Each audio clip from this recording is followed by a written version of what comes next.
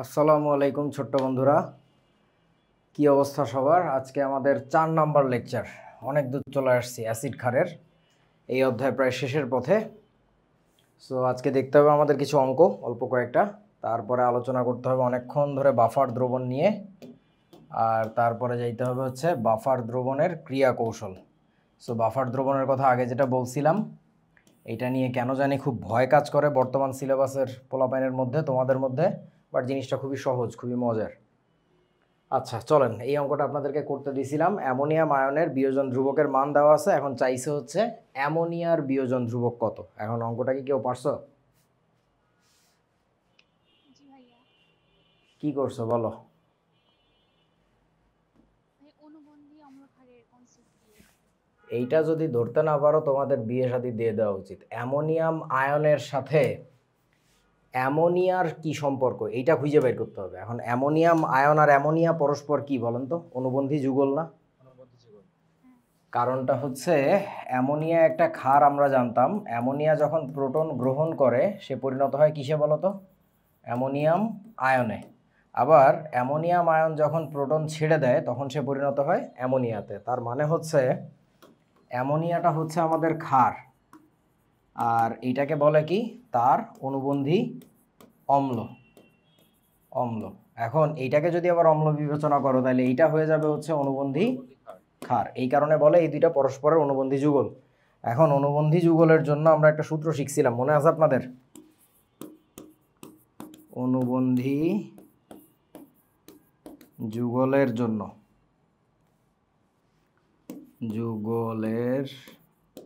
জন্য বলো সূত্রটা জানো কি ছিল? K A into K B equal to K W. যে ক্ষেত্রে কে এটা ছিল কোনো একটা অ্যাসিডের বিয়োজন ধ্রুবক, কে বিটা ছিল ওই অ্যাসিডেরই যে অনুবন্ধী ক্ষার আছে সেই ক্ষারের বিয়োজন ধ্রুবক। এখন আমার কাছে একটা অনুবন্ধী যুগল আছে, তাহলে তাদের এই বিয়োজন ধ্রুবকগুলোর মান বসাই দেই। কে এর মান হচ্ছে 5.8 10⁻10 ইন্টু কে বি এর মান আমরা জানি না, ইকুয়াল টু, সরি ভুল বলছি, বেসিক্যালি আমরা কে বি এর মানটাই জানি, তাই না? অ্যামোনিয়ার বিয়োজন ধ্রুবকটা মানে কি? কে বি তো ক্ষারের বিয়োজন ধ্রুবক, রাইট? সো কেটাকে এই পাশে এনে এখানে এ লেখা উচিত, আর এইটাকে একটু কাছে চাপায় দেওয়া উচিত। এই তো, তাহলে এইটা ইকুয়াল টু কত আসবে? 10⁻14। কারণ তাপমাত্রা কিছু বলে নাই, কিছু না বললে আমরা এইটাই বসাই। তারপরে এখান থেকে হিসাব করে কী বের করতে হবে? আমাদের কে এর মানটা বের করতে হবে। কত আসছে মানটা?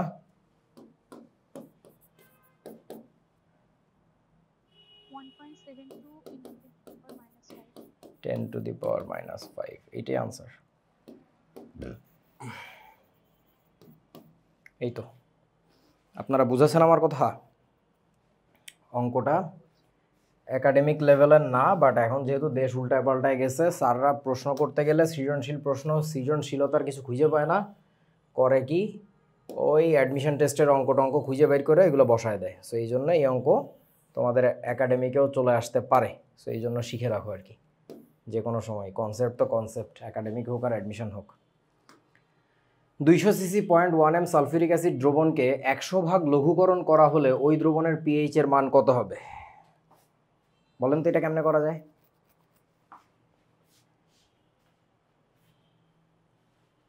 দুইশো সিসি 0.1 এম সালফিউরিক অ্যাসিড দ্রবণ, এটাকে 100 ভাগ লঘুকরণ করা হয়েছে, ওই দ্রবণের পিএইচ কত হবে?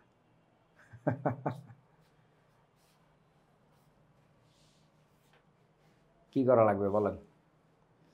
আমি শর্টকাট মেরে দিচ্ছি, লং কাটে তোমরা কইরো। পিএইচ ইকুয়াল টু, শর্টকাট সূত্রটা কি ছিল? মাইনাস লগ অফ, মনে আছে আপনাদের? ই আলফা সি। আচ্ছা, তাহলে এখন আমরা কি করব?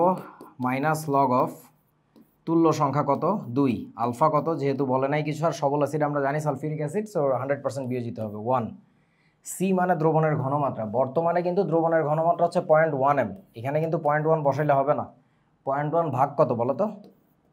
100 করা লাগবে, কারণ দ্রবণের ঘনমাত্রাটা 100 গুণ লঘু করছে, লঘুকরণ করা হয়েছে। তোমরা কি বুঝেছো বন্ধুরা? এইটা করলে যা আসবে সেটাই হচ্ছে উত্তর। That's it. বুঝতে পারছিস কি বাবা? বুঝা না? এই অঙ্কে একটা গার্বেজ ডেটা আছে, আননেসেসারি ডেটা 200 সিসি, এটার কোনো কাজ নাই। এটা আমি ইচ্ছা করে পেঁচাইছি। কালকে যখন শুনলাম শতাব্দের কলেজে নাকি অনেকগুলো অ্যাসাইনমেন্ট দিছে 40টা এই টাইপের অঙ্ক, এই যে এত ভাগ লঘুকরণ করা হইলে কি হবে, এই অঙ্ক দেখা ওর মাথা খারাপ হয়ে গেছে, তা ভাবলাম যে আর একটু প্যাচ লাগাই। আচ্ছা আচ্ছা, এই তোদের কলেজের অঙ্কগুলো আমাকে একটু দিস, হ্যাঁ কি সব কি দিছে। নাম্বারগুলো নোট করছি সুন্দর মতো। আচ্ছা, তারপরের অঙ্কটা কি বলছে? 60 সিসি 0.1 এম সালফিউরিক অ্যাসিড দ্রবণের পিএইচ এর মান একক পরিমাণ পরিবর্তন করতে এতে কতটুকু পানি যোগ করতে হবে। এটা আমার বানানো একটা অঙ্ক, বলছিলাম তোমাদেরকে। পারছো কিনা, বাড়ির কাজ দিছিলাম, পারছো? আপনার বাড়ির কাজ তো দেখিটা কি না করিও না, এমনি অনলাইন ক্লাসের সময় খাতা টাতা রাখি না, শুধু এমনি বসে থাকি আর কি। কি কেউ পারো নাই? করোই নাই, কি বিপদ তোমাদেরকে নিয়ে। আচ্ছা, আমাকে একটু বলেন কি করা লাগবে এখানে। পিএইচ এর মান বর্তমানে কত আছে এটা একটু আমরা বের করে ফেলি। 0.1 এম সালফিউরিক অ্যাসিড মানে পিএইচ এর তো কোনো একটা মান আছে, তাহলে বর্তমান যে পিএইচ তার নাম দিচ্ছি PH1। এটা হচ্ছে, আমি শর্টকাট অ্যাপ্লাই করতেছি, লং কাটে যাচ্ছি না। So minus log of e alpha C, C হচ্ছে 0.1, করে দেখো তো কত আসে এটা।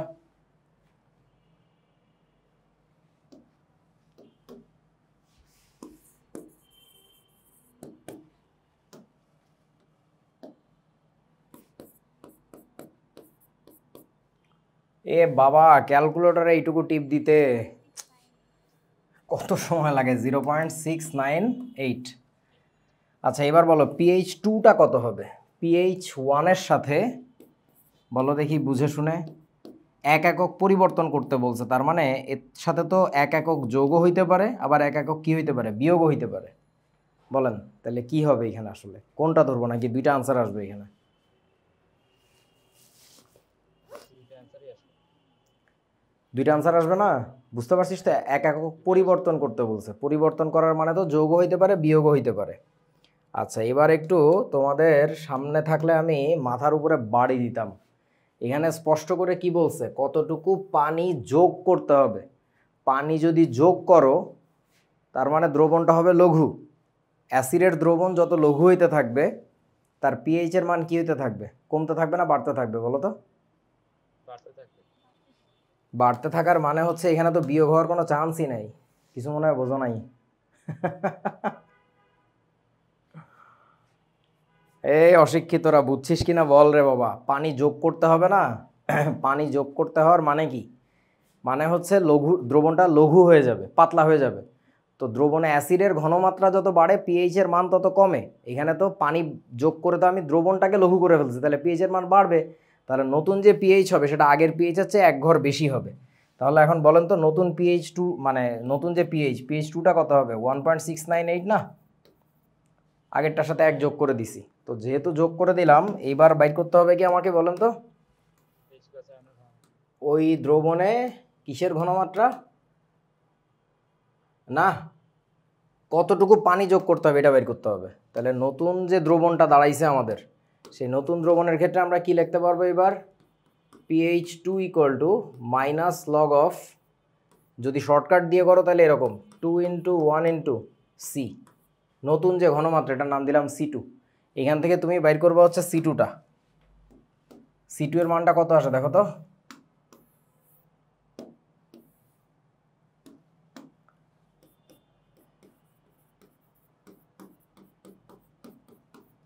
C2 কত আসে দেখেন।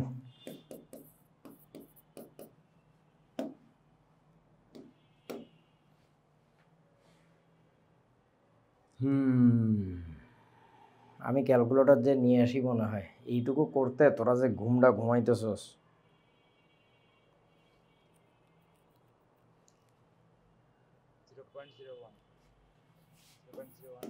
0.01 মোলার। আচ্ছা, তাহলে এবার কি করা লাগবে বলেন। দ্রবণের আগে ঘনমাত্রা ছিল 0.1 মোলার, এখন ঘনমাত্রা হচ্ছে 0.01 মোলার। তাহলে এবার কতটুকু পানি যোগ করা হয়েছে এটা কেমনে বের করব? লঘুকরণ সূত্র। দ্রবণের লঘুকরণ সূত্র, তাহলে আমরা জানি ওই দ্রবণটার মধ্যে জাস্ট পানি যোগ করছে, তাহলে ফর্মুলাটা কি এরকম হওয়া উচিত না, C1V1 ইকুয়াল টু C2V2। মনে পড়ে পরিবেশ রসায়ন, সরি কি বলে, পরিমাণগত রসায়ন পড়ছিলাম আমরা এই জিনিসগুলা। তাহলে প্রথম ঘনমাত্রা ছিল হচ্ছে কত 0.1 m, প্রথম অবস্থার আয়তন ছিল 60 সিসি, পরবর্তী অবস্থার ঘনমাত্রা 0.01 m, পরবর্তী অবস্থার আয়তন কত, V2 এর মানটা বের করবা। দেখো তো V2 এর মানটা কত আসে। V2 এর মানটা আসবে কত, ওর কত গুণ বলেন তো, 10 গুণ আসবে না? বুঝছিস তো? তাহলে V2 আসবে হচ্ছে 600 সিসি। আগের যে আয়তন ছিল 60, তাহলে এখন নতুন আয়তন কত, V2 = 600 সিসি। এটাই কি আনসার না নাকি? অতএব এবার ডেল্টা V বাইর করতে হবে, কতখানি পানি তুমি যোগ করছো। V2 মাইনাস হচ্ছে V1, তার মানে কত, 540 সিসি। এটা আনসার। তোমরা বোঝো নাই আমার কথা। অনেক সৌন্দর্য অঙ্ক। আমাকে তো বলতো যে মানে কতটুকু পানি পরিবর্তন করতে হবে, তখন তো কি আমার দুটো অ্যান্সার আছে। তুই যে দিন দিন ইমন হয়ে যাচ্ছিস সেটা কি বুঝিস? হ্যাঁ, এটা কাজ করতেছে। এখানে তো বলে নাই ওইটা, যদি বলতো তাহলে ওরকম হইতো। তোকে দিছি তো এই অঙ্কটা সলভ করতে, এবং তোর এই কনসেপ্টের গলদের কারণে এই অঙ্কটা তুই ভুল করে দিয়ে চলে আসতি। এবং এই অঙ্ক 2-1 বছরের মধ্যে অ্যাডমিশন টেস্টে চলে আসবে, এই বুয়েট জাতীয় জায়গায় আসবে, আমি শিওর। তো চলেন, এত মিলিলিটার সেমিমোলার সালফিউরিক অ্যাসিড দ্রবণে এত মিলিলিটার ডেসিমোলার সোডিয়াম হাইড্রোক্সাইড যোগ করলে উৎপন্ন দ্রবণের পিএইচ কত হবে। এই যে গাধাদের সিলেবাসে গাধারা পড়ায়, সেই গাধারা এই অঙ্কগুলো দেয় পরিমাণগত রসায়নের মধ্যে। তোমাদের পরিমাণগত রসায়ন বইয়ের অনুশীলনী বা উদাহরণে দেখলে দেখবা এই টাইপের অঙ্ক আছে। হ্যাঁ, তো যদিও তাদের সেন্সে আবার একদিক দিয়ে ঠিকই আছে, কারণ এই অঙ্কগুলো মানে পিএইচের ধারণা তো তারা প্রথম পত্রে দিয়ে গেছে, আর পরিমাণগত রসায়ন তো বলদের মতো ঢুকাইছে দ্বিতীয় পত্রে। মানে ভুলের উপরে ভুল, তার উপরে ভুল বলে যদি কিছু থেকে থাকে, এই দেশের এই সিলেবাসটা হচ্ছে সেইটা। যাই হোক, সো এখন বলো দেখি অঙ্কটা কেমনে করা যায়। সালফিউরিক অ্যাসিড দ্রবণের মধ্যে যোগ করছিল সোডিয়াম হাইড্রোক্সাইড। এই দুইটার যে দ্রবণ, সালফিউরিক অ্যাসিডের মধ্যে সোডিয়াম হাইড্রোক্সাইড যোগ করলে বুঝতে পারতেছো বিক্রিয়া হবে। বিক্রিয়ার পরে নিশ্চয়ই দ্রবণটায় হয় অম্ল বেশি রয়ে যাবে, নাইলে ক্ষার বেশি রয়ে যাবে, যে কোনো একটা কিছু বেশি রয়ে যাবে। ওইটাকে দিয়ে আমার বাইর করতে হবে নতুন পিএইচ কত। তাহলে প্রথমে আমার কি করা উচিত বলেন তো? প্রথমে আমার মোল সংখ্যা বের করে ফেলা উচিত। তাহলে মোল নাম্বার অফ অ্যাসিড এটা কত, 30 মিলিলিটার সেমিমোলার। সেমিমোলার মানে 0.5, 30 মিলিলিটার মানে 30 ভাগ হচ্ছে 1000। একটু দেখো তো কত আসে, 3 × 5 = 15, তার মানে কত 1.5 ইন্টু 10⁻, কত, 0-এর সাথে 0 কাটে, 10⁻³ তাই না? এত মোল। কেন রে বাবা, -2 তো এইখানেই আসে, দূরও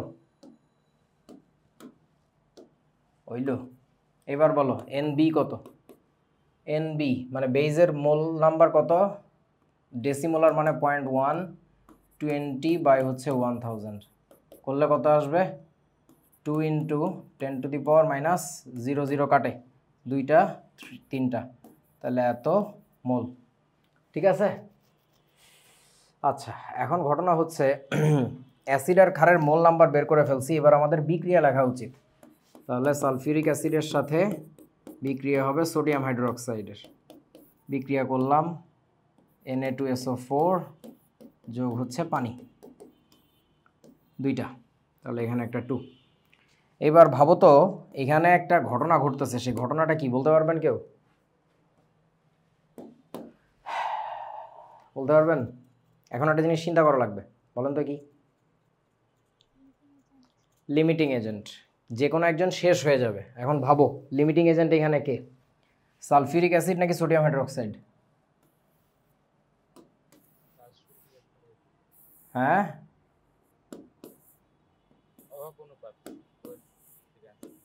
আরে বাবা, এত ছোট ছোট সহজ অঙ্কে যদি তুই আবার এসআর বাইর করতে যাস অভাব অনুপাত, তাহলে তো বিপদ। এর 1 মোলের সাথে ওর বিক্রিয়া করে তো 2 মোল, তাহলে এইটা যা আছে তারে দ্বিগুণ করলে তো এটা পাওয়ার কথা। 1.5 এর দ্বিগুণ করলে কত, 3। তাহলে কোনটায় বেশি আছে বলেন?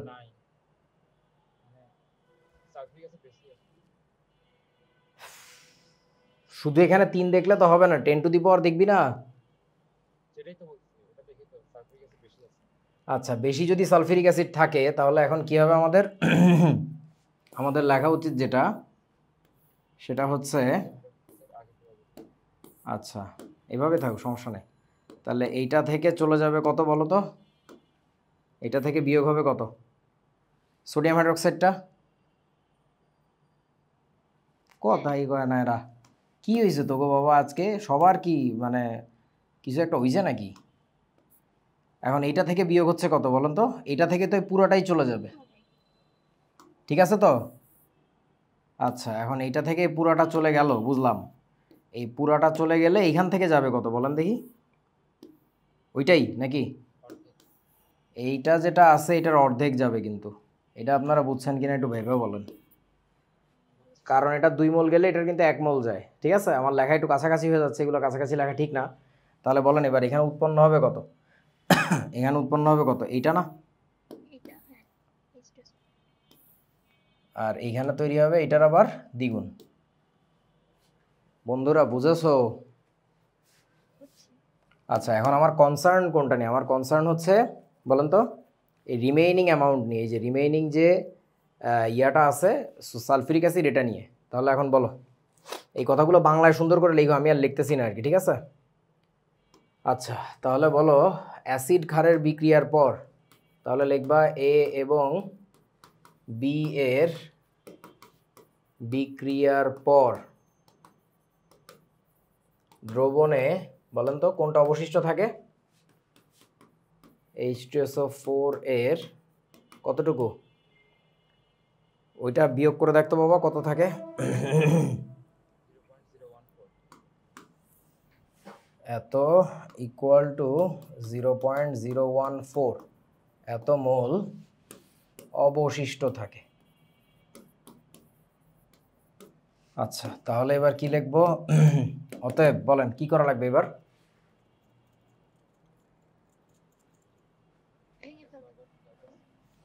ভেঙে ফেলবো এবার নাকি? অতএব এবার বাইর করা লাগবে হচ্ছে অবশিষ্ট দ্রবণের মোলারিটি। গাধা, সেই অবশিষ্ট দ্রবণের মোলারিটি কত? উপরে হচ্ছে মোল নাম্বার 0.014 ডিভাইডেড বাই দ্রবণের আয়তন। বলো তো কত হবে দ্রবণের আয়তন? এখানে হচ্ছে 50 ডিভাইডেড বাই আবার 1000। কেন বুঝছেন তো? Mole number divided by volume, আর ভলিউমটা হচ্ছে সিম্পলি দুইটার যোগফল। আচ্ছা এটা করলে কিছু একটা আসছে, কত আসছে দেখো তো?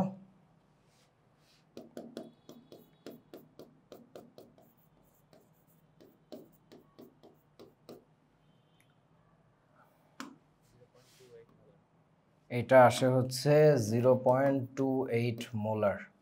তাহলে এখানে 0.28 দিয়ে মাল্টিপ্লাই করতে হবে, এটা করলে যা আসে দ্যাট ইজ ইউর আনসার। বুঝেছেন বন্ধুরা?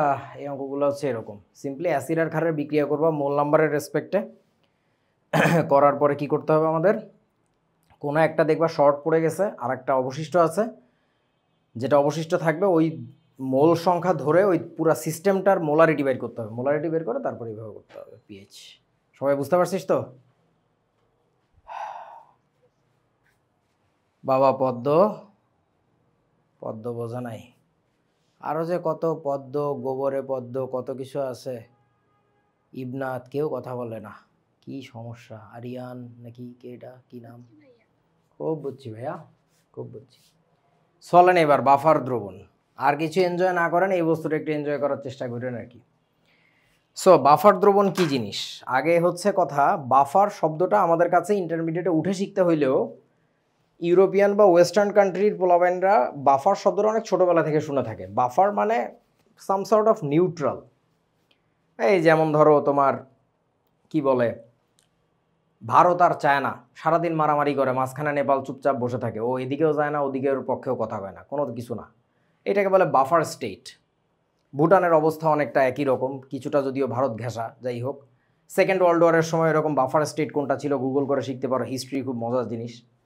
যে দুই পাশে মারামারি করে ফুড়ায় ফালাইতেছে, ও মাঝখানে চুপচাপ বলতেছে না ভালোই করতেছিস, না তুইও ভালো, খুব ভালো, লক্ষ্মী, আমি কিছু জানি না, এইগুলোর বলে buffer state. So buffer state থেকে রাষ্ট্রবিজ্ঞানের পরিভাষা, সেখান থেকে কেমিস্টরা ধার করে নিয়ে আসছে শব্দটা বাফার দ্রবণ। সো বাফার দ্রবণ কি জিনিস? এমন কিছু দ্রবণ আছে যে দ্রবণের মধ্যে সামান্য পরিমাণে অ্যাসিড অথবা সামান্য পরিমাণে ক্ষার দিলেও ওই দ্রবণের পিএইচ শিফট হয় না, বা হইলেও খুবই নমিনাল লেভেলে, মানে এটা নেগলিজিবল। ওই দ্রবণ আলটিমেটলি ওর মতোই থাকে, এটাকে আমরা বলি বাফার দ্রবণ। সো বাফারিং, নেটওয়ার্ক বাফারিং বলে এটা কি? ওইটার ব্যাপারটা হচ্ছে যে ওর যে এক্সটার্নাল ক্যাশ, আমি বললে তো ভালো হবে না, এটা তো আইসিটির লোকজনরা বললে ভালো হবে। আমি যতদূর বুঝি যে ওর নেটওয়ার্ক ক্যাশ যেটা সেইটা আর পিসিতে লোডেড যে অ্যামাউন্ট, সেই দুইটার মধ্যে একটা সমঝোতা তৈরি করা, মানে দুইটার যেমন ধরো তোমাদের একটা মজার কথা বলি, যে তোমাদেরকে আমি বারবার কেন জিজ্ঞাসা করি বুঝছিস কিনা বুঝছিস কিনা বুঝছিস কিনা। তোমরা জাস্ট একটা জিনিস শিখবা, এটা আমি অনেক আগে শিখছিলাম ক্যাম্পাসে থাকা অবস্থায়, বুয়েটে থাকা অবস্থায়। সেটা হচ্ছে তখনকার তো কম্পিউটার অ্যাক্সেসরিজের দাম অনেক বেশি ছিল, তো আমার একটা মাউস ছিল। সেই মাউসটা হচ্ছে, তোরা ওগুলো দেখিস নাই আগে, মাউসের জন্য আলাদা পিসির পেছনে একটা স্পেশাল পোর্ট থাকতো, এখনকার পিসিতে আর থাকে না, এখন সব ইউএসবি হয়ে গেছে। ইউএসবি এর মানে কি বলুন তো, কেউ জানেন? ইউএসবি এর ফুল ফর্ম কি? Universal serial bus. এটা শেখো নাই? আইসিটি পড়ছো তোমরা? বাবা বল হ্যাঁ বা না। আরে লাজুকের লতা। আচ্ছা, সো আমি ওই তখনকার দিনের কম্পিউটার মাউসের কিবোর্ডের জন্য দুইটা স্পেশাল পোর্ট ছিল। ওই পোর্টে শুধু ওই মাউসের কেবলই লাগানো যাবে বা ওই কিবোর্ডের কেবলই লাগানো যাবে। তো আমার খুব ভালো একটা মাউস ছিল। হঠাৎ করে মাউসের ওই পোর্ট যেটা, ওইটা এক ফ্রেন্ডের রুমে নিয়ে গেছিলাম আমি পড়বো বলে, তো ওর পিসির মাউসটা নষ্ট, সো আমার মাউস নিয়ে যেতে বলছে, নিয়ে গেছি, কিন্তু ওর পিসিতে লাগাইতে যায় ও উল্টাপাল্টা ঠেলা দিছে, পোর্টটা নষ্ট হয়ে গেছে। এখন এই মাউস তো আমি আর ফেলবো না, ততদিনে আবার বাজারে ইউএসবি মাউস চলে আসছে। তো আমি একটা বুদ্ধি করলাম যে হলের এক বড় ভাইয়ের একটা এই কিবোর্ড নষ্ট হয়ে গেছে, ইউএসবি কিবোর্ড, ওই ইউএসবি কিবোর্ডের যে পোর্টটা আছে ওটা কেটে নিয়ে আসছি। তোরা কি বুঝছিস আমি কি বলছি? আর আমার মাউসের পুরাটা ঠিক থাকবে, তারের মাথায় শুধু আমার ওই পোর্টটা কেটে ফেলে দিই, ওটাকে লাগাবো। তো এখন যখন আমি তার দুইটাকে কাটছি, কাটার পরে দেখি কি বিপদ, এইটার লাল নীল হলুদ যে কেবল, হলুদ মানে সবুজ আর কি, ওর তো কেবল আলাদা। তার মানে আমার এখন জানতে হবে কোন কেবলের কি কাজ, কোনটাকে কোনটার সাথে কানেক্ট করলে ডেটা ট্রান্সফার ঠিক মতো হবে। কেউ বোঝা না? ওইটা বোঝার জন্য আমি প্রায় 1.5 মাস পড়াশোনা করছিলাম ভাই, বিশ্বাস কর। এই যে কনসিস্টেন্সি, এই যে রেজিলিয়েন্স, এই যে পার্সিভিয়ারেন্স, এটা এখনকার পোলাপানের মধ্যে নাই। ছোট্ট একটা জিনিস শিখতে যাচ্ছে। আমার রুমমেট দুইজন, শাহরিয়ার বিশেষ করে, আমারে পচায় শেষ করে ফেলছিল। এই তো বন্ধু কম্পিউটার ইঞ্জিনিয়ার হয়ে যাচ্ছে, অমুক তমুক কী সব যে উল্টাপাল্টা অশ্লীল কথাবার্তা বলতো, আমি পাত্তাই দিতাম না, আমি পড়তাম একেবারে এক মনে, উইকিপিডিয়া পড়ে ফাড়ায় ফেলাইছিলাম সেই সময়। তো তখনই শিখছিলাম যে ইউনিভার্সাল সিরিয়াল বাস এটাকে কেন বলে, বাস জিনিসটা আদৌ কি, ডেটা প্যাকেট কিভাবে, মানে মজার মজার ব্যাপার আমি এখন সব ভুলেও গেছি। তো এখন ঘটনা হচ্ছে এগুলো তোদের কেন বলতেছি, বাফার নেটওয়ার্ক বাফারিং। বাফারিং তো কী হয়েছে ওইখান থেকে, এটার কানেকশন কি? Buffering, network buffering, computer. Oh right, হ্যাঁ হ্যাঁ, ওই সময় আমি শিখছিলাম যে ডেটা ট্রান্সফারের, মানে ডেটা ট্রান্সফার হয়টা কীভাবে। আমি মেবি এখন ভুলভাল বলতে পারি, বাট মূল আইডিয়াটা হচ্ছে এটা। তোরা এটা নিয়ে একটু পড়িস, দেখবি যে খুব অবাক লাগবে। তোদের আইসিটি মাইসিটি পড়ে হবে না। সেটা হচ্ছে, ধর তোর ইউএসবি পেন ড্রাইভ থেকে একটা ডেটা, কোনো একটা ডেটা, একটা ছবির তো প্রতিটা মানে কি বলে পিক্সেলের একটা ইনফরমেশন আছে, সেই ইনফরমেশন তো এখন হিউজ। 16 মেগাপিক্সেল ধর একটা ছবি, মানে বুঝতেছিস পার পিক্সেলে কী পরিমাণ লাইট অ্যান্ড কালার ইনফরমেশন থাকে। এই সব কিছু যখন তোর কম্পিউটারে কপি করতেছে সে পেন ড্রাইভ থেকে বা যে কোনো একটা পোর্টেবল ডিভাইস থেকে, ডেটা যেটা পাঠাইলে কিন্তু কম্পিউটারটা রিসিভ করার ব্যাপারটা এরকম না, বোঝা না? ধর সে একটা ডেটা পাঠাইছে, সে ডেটা প্যাকেটটাতে এরকম লেখা ছিল, আমি ভুলভাল বলতে পারি, বুঝিস, মানে মূল আইডিয়া ঠিক আছে আমার। 1001 নামে একটা ডেটা প্যাকেট সে পাঠাইছে। এই প্যাকেটটা যখন কম্পিউটারের হার্ড ডিস্কে যে রাইট হয়, মানে লেখে, ওইটারে বসায় ফেলে না, পার্মানেন্ট মেমোরিতে বসায় না। ও কী করে জানো, ও একটা ফ্লোট মেমোরিতে রাখে, মেবি র্যামে রাখে। র্যাম মানে বুঝছস তো, মানে একটা, মানে কি বলে, ভালো টার্মগুলো তো মনে নেই, মানে ভোলাটাইল একটা মেমোরিতে সে বসায় রাখে। বসানোর পরে ওইখান থেকে সে পেন ড্রাইভকে আবার ব্যাক করে। কি ব্যাক করে জানো? তুমি কি এইটা পাঠাইছিলা? পেন ড্রাইভ আবার রিটার্ন করে, হয় এটা পাঠাইছিলাম। তখন সে এইখান থেকে রিটার্ন পাঠায় হচ্ছে কোথায়, হার্ড ডিস্কে, মানে সলিড মেমোরি যেটা। তার আগে সে সেভ করে না, বুঝেই না, কনফার্ম করে নেয়।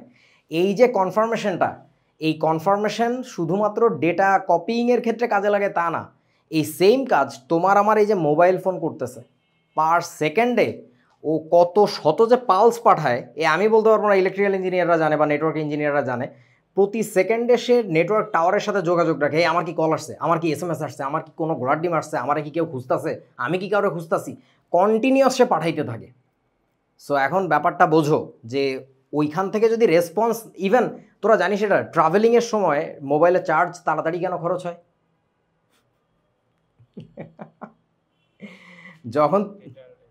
যখন তুই হাইওয়ে দিয়ে নানু বাড়ি যাচ্ছিস, তুই ভেবে দেখ তোর নেটওয়ার্ক টাওয়ার তো এখন চলে গেছে অনেক দূরে দূরে।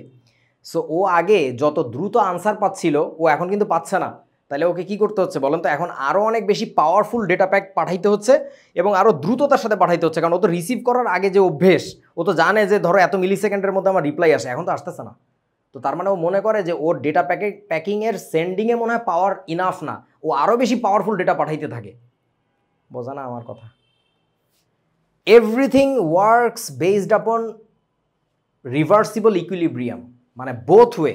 এই যে তোমরা যারা ক্লাস করতে আসো, এমনি আসছি, হ্যাঁ ক্লাস হবে, এই তো ক্লাস করতেছি, না আমি কোনো কথাটা বলতে পারবো না, ও একা একা বলবে, এদের আসলে লার্নিং হয় না। You must talk. আমি তোমাকে কিছু একটা দিলাম, তুমি ওইটা রিসিভ করছো কিনা তোমার কথা শুনে আমি বুঝতে পারবো। যদি রিসিভ করে থাকো then I should move on, otherwise I should stick there and spend some more time there. তা নাহলে তো হচ্ছে না জিনিসটা। সো লার্নিংয়ের প্রসেসটা এইটা। হ্যাঁ, ওকে, যাই হোক, বাফারের কথা বলতে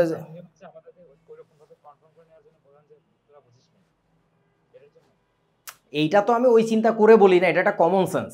ভালো একজন বক্তা যদি সে স্বৈরাচারী না হয় যে নিজে যা বলবে এইটাই সব, ও বুঝছে কি বোঝে নাই তাতে কিছু যায় আসে না, এই টাইপের মানুষ না হইলে স্বাভাবিকভাবে এটা চলে আসে, কথা বলার পরে বুঝছো আমার কথা। আর এটা শিক্ষকদের তো একটা কমন অ্যাটিটিউড হওয়া উচিত আর কি। আমি আমার মতো বলে গেলাম, সে বুঝলো কি বুঝলো না, তার কোনো রেসপন্স নাই, এটা তো ঠিক না। এনিওয়ে আসেন আমরা পড়ি, বাফারের কথা বলতেছিলাম। সো বাফারের আইডিয়াটা আমরা সবচেয়ে ভালো করে বুঝতে পারবো আমাদের ব্লাড দেখে। আমাদের ব্লাডের পিএইচ কত জানো? মানুষের রক্তের পিএইচ এইটা হচ্ছে 7.4। এখন ঘটনা হচ্ছে এর তো একটা টলারেন্স আছে। টলারেন্স মানে কি? কতখানি বাড়তে বা কমতে পারে। এই টলারেন্সটা আগে আমাদের বইতে পড়তাম 0.01, তারপরে কিছুদিন বইতে দেখছিলাম 0.1, গতকালকে রাতে দেখলাম তোমাদের হাজারি স্যারের বইতে না কোন বইতে জানি দেখলাম, আমার খেয়ালও নেই, অনেকগুলো বই পড়ছি তো, 0.5। সো যাই হোক, মানুষের ব্লাড বাফারিংয়ের ক্যাপাসিটি মনে হয় বাড়তেছে।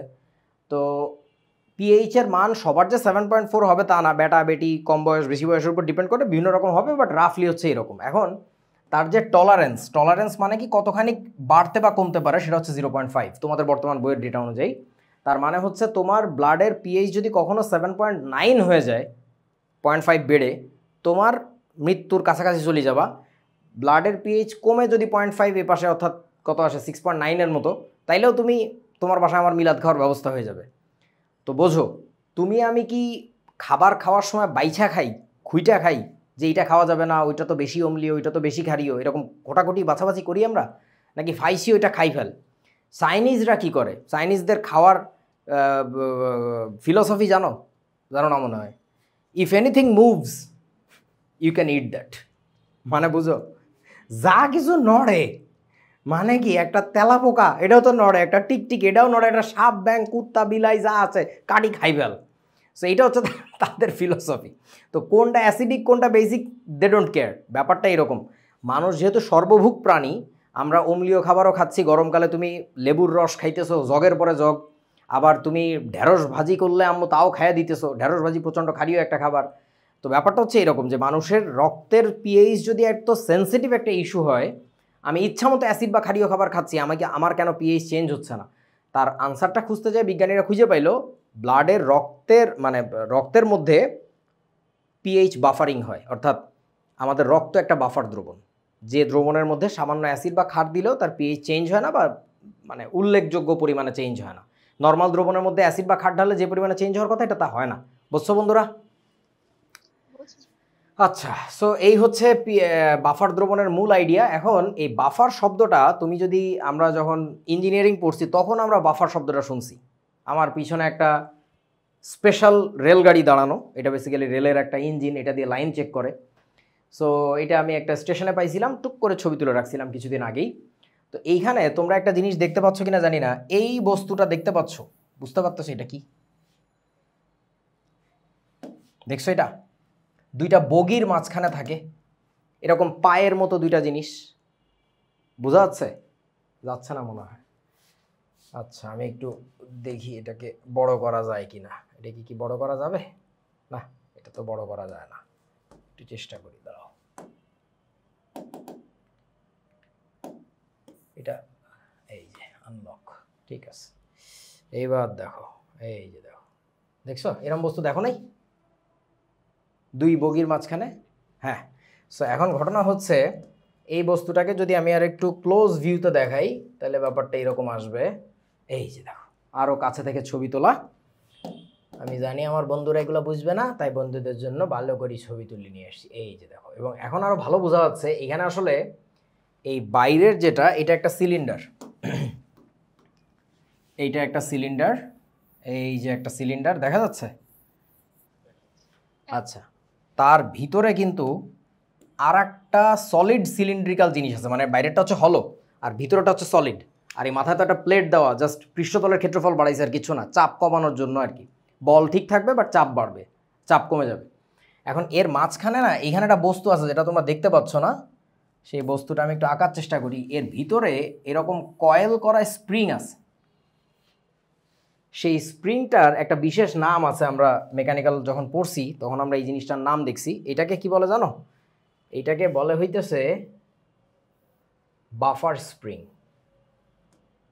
কি বলে বন্ধু? Buffer spring. সো এখন এটাকে বাফার স্প্রিং কেন বলে? কারণটা হচ্ছে রেল লাইনের দুইটা বগি যখন টানা হেঁচড়া করে নিজেদের মধ্যে, তখন এই দুইটা বস্তু এসে ওই বগির যে দুইটা বস্তু আছে এরকম, তাদের সাথে কি টাকগুতা খায়, বাড়িধুড়ি খায়, পিটাপিটি খায়। খায়া এই স্প্রিং দুইটার কারণে যেটা হয়, ওই বগি দুইটা তার নর্মাল যে সাম্যাবস্থানের যে জায়গাটা, সেই জায়গাটা ঠিক রাখে। অর্থাৎ কখনো সামনে আগায় যেতে পারে, কখনো পিছিয়ে আগায় আসতে পারে, পিছনে পিছিয়ে যেতে পারে, বাট আলটিমেটলি সে একটা সার্টেন জায়গা ফিক্স রাখে। সো দ্যাটস ওয়াই আমরা এটাকে বলছি বাফার স্প্রিং। কেউ বোঝা না? আচ্ছা, সো বাফার শব্দটা নানাবিধ ব্যবহার দেখলাম, বাট জিনিসটার ক্রেডিট গোজ টু কি বলে পলিটিক্যাল সায়েন্স টিচার্স বা পলিটিক্যাল সায়েন্টিস্ট। তারা এই শব্দটা প্রথম নিয়ে আসছিল, বাফার দ্রবণ, সে বাফার স্টেট, সেখান থেকে আমরা বাফার দ্রবণ, বাফার স্প্রিং অনেক রকম নিয়ে আসছি। এবার আসো আমরা কেমিস্ট্রিতে ফেরত আসি। তো বাফার দ্রবণ আসলে দুই প্রকার হয়। রসায়নবিদরা খেয়াল করছে যে একটা দ্রবণ বাফারিং করতে পারে দুইভাবে, একটা হচ্ছে অম্লীয় বাফার দ্রবণ আর একটা হচ্ছে ক্ষারীয় বাফার দ্রবণ।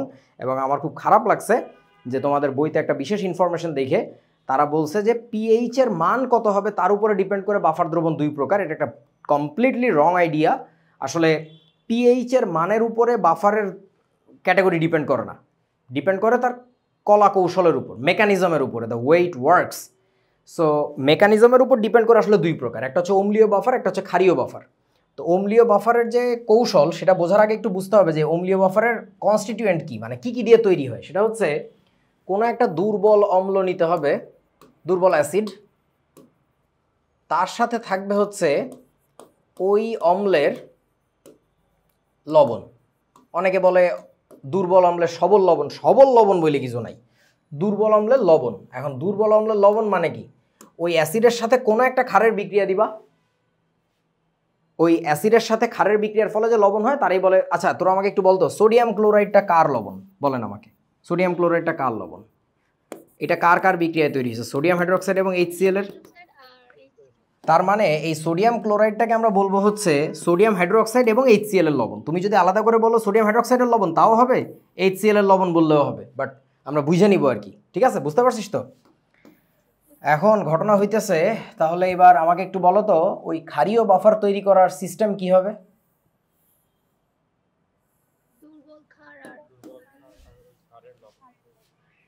দুর্বল কোনো একটা ক্ষার নিতে হবে আমাদের, যোগ ওই ক্ষারের লবণ। দ্যাটস ইট, সহজ। মূল নীতি হচ্ছে এইটা। এই মূল নীতিতে চলার পরেও কারোর যদি পিএইচ এর মান 7-এর বেশি হয়, ধরো এই মূল নীতিতে চলছে, কোনো একটা উইক অ্যাসিড আছে আর সাথে তার একটা লবণ আছে এবং তার পিএইচ এর মান 7-এর বেশি হয়ে গেছে, বলেন তো ওইটাকে কোন বাফার সিস্টেমের মধ্যে ফেলবো, অম্লীয় নাকি ক্ষারীয়? একটু আগে এই কথাটাই বারবার বুঝাইছি, তোমাদের বইতে এটা ভুল বলছে।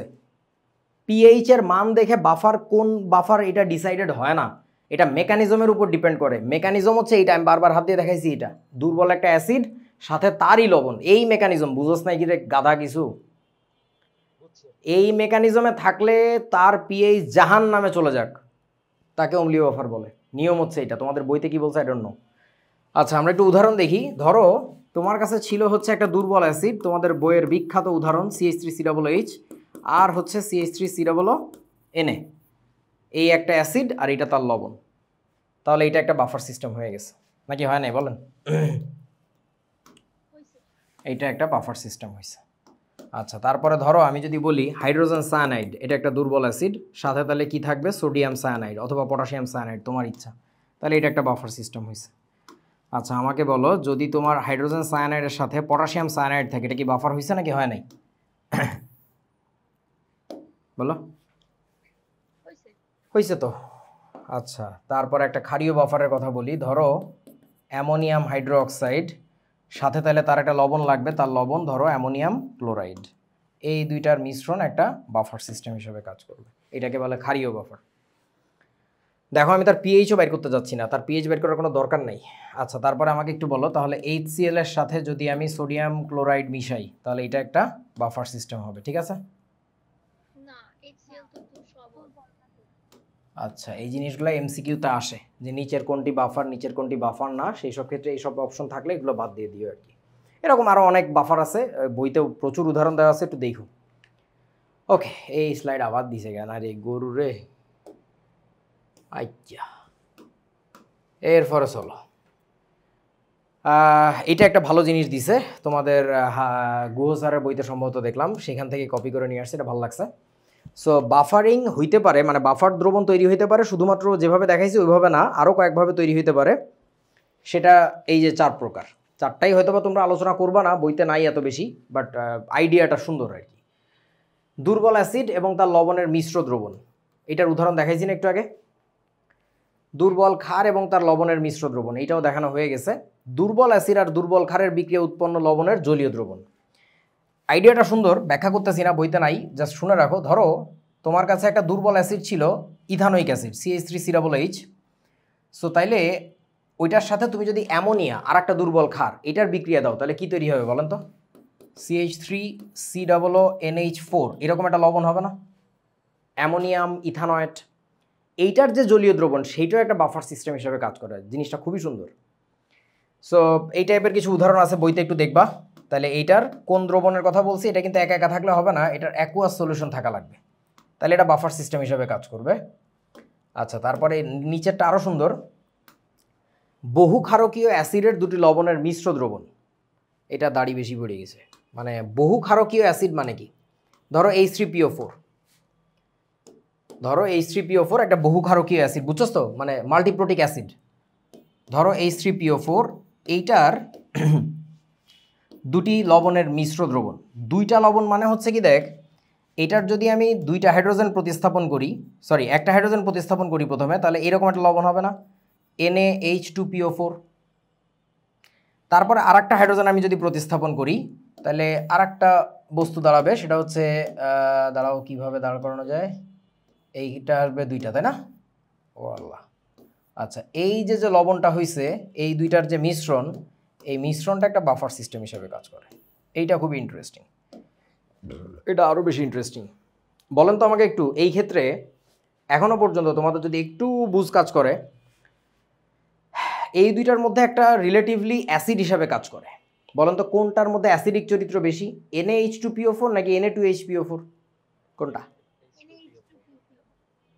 এক না দুই, তাই কও, কোনটার মধ্যে অ্যাসিডিক ক্যারেক্টার বেশি? কেন বুঝো, ওর তো প্রোটন ছাড়তে ছাড়তে লাস্ট মোমেন্টের দিকে চলে যাচ্ছে, তাই না? আর এই অ্যাসিডের H3PO4 এর প্রথম অ্যাসিড মানে যত সবলতার সাথে ছাড়ে, দ্বিতীয় প্রোটন তো অত সবলতার সাথে ছাড়ে না, ও তো লাস্ট প্রোটনের কাছে চলে গেছে, কিন্তু এ তো এখন আর একটা ছাড়তে পারবে আরামসে। সো তার ফলে এটা রিলেটিভলি মোর অ্যাসিডিক, আর ওটা হচ্ছে relatively little bit basic, so ওইভাবে কাজ করে আর কি জিনিসটা। যখন বাফার মেকানিজম বুঝবা তখন আরও ভালো করে বুঝবা যে এটা কেমনে কাজ করে। সো এক্সাম্পল দুইটা আমাদের সময়কার বইতে ছিল না, আমি গতকালকেই বেসিক্যালি ভালো করে শিখছি আর কি। আচ্ছা, এবার আসো অম্লীয় বাফার দ্রবণের ক্রিয়া কৌশল। এটাই মোটামুটি বলা যায় যে আজকে লাস্ট টপিক। সেটাও একটু মতিঝিল অফলাইন ব্যাচে একটু বলা যেত যে তোদের ক্লাস শুরু করতে দেরি হয়েছে, আজকে ক্লাস দিতে পারতেছি না, কালকে দেখবো আর কি ইনশাল্লাহ। ওদেরকে পোলামেন পাগল করে ফেলতেছে। আচ্ছা, এবার আসো অম্লীয় বাফার দ্রবণের মেকানিজম আমরা একটু দেখি। ক্রিয়া কৌশল, এই মেকানিজম পরীক্ষায় আসে, খুব ভালো করে শিখো আর কি। মানে ঘটনা হচ্ছে একটা অম্লীয় বাফারের মধ্যে কি ঘটনা ঘটে, কি এমন ম্যাজিক ঘটে যে কারণে তার মধ্যে সামান্য অ্যাসিড ঢাললেও তার পিএইচ শিফট হয় না, সামান্য ক্ষার ঢাললেও তার পিএইচ শিফট হয় না। এটা একটু আমাদের জানতে হবে। তার আগে একটা জিনিস একটু মনে করায় দিয়ে আসি। ওই জিনিসটাকে আগে দিতে বলছিলাম, গাধা দিছে পরে, কই দিছে আল্লাহ জানে। এই যে এটা, remember two things, the favourite the infamous meme. আমাকে একটু মনে করে বলো, এইখানে যে প্রোটনের ঘনমাত্রাটা আমরা বসাই, এটা কোন প্রোটনের ঘনমাত্রা বলো তো? দ্রবণে কোনটা? বিয়োজিত হয়ে থাকা সর্বমোট প্রোটন। ঠিক আছে না আমার কথাটা? যত সোর্স থেকে আসবে আসুক, যে সোর্স থেকে আসবে আসুক, দ্রবণে শুধু অ্যাসিডই কি প্রোটন তৈরি করে? The answer is no. আমরা একটা অঙ্ক দেখছিলাম না, পানির কাছ থেকে আসা প্রোটনের পরিমাণ কনসিডার করতে হয়, মনে আছে আপনাদের? দেখাইছিলাম। সো যেখান থেকে আসবে আসুক ব্যাপার না, টোটাল প্রোটন কনসিডার করতে হবে, শুধুমাত্র বিয়োজিতটা।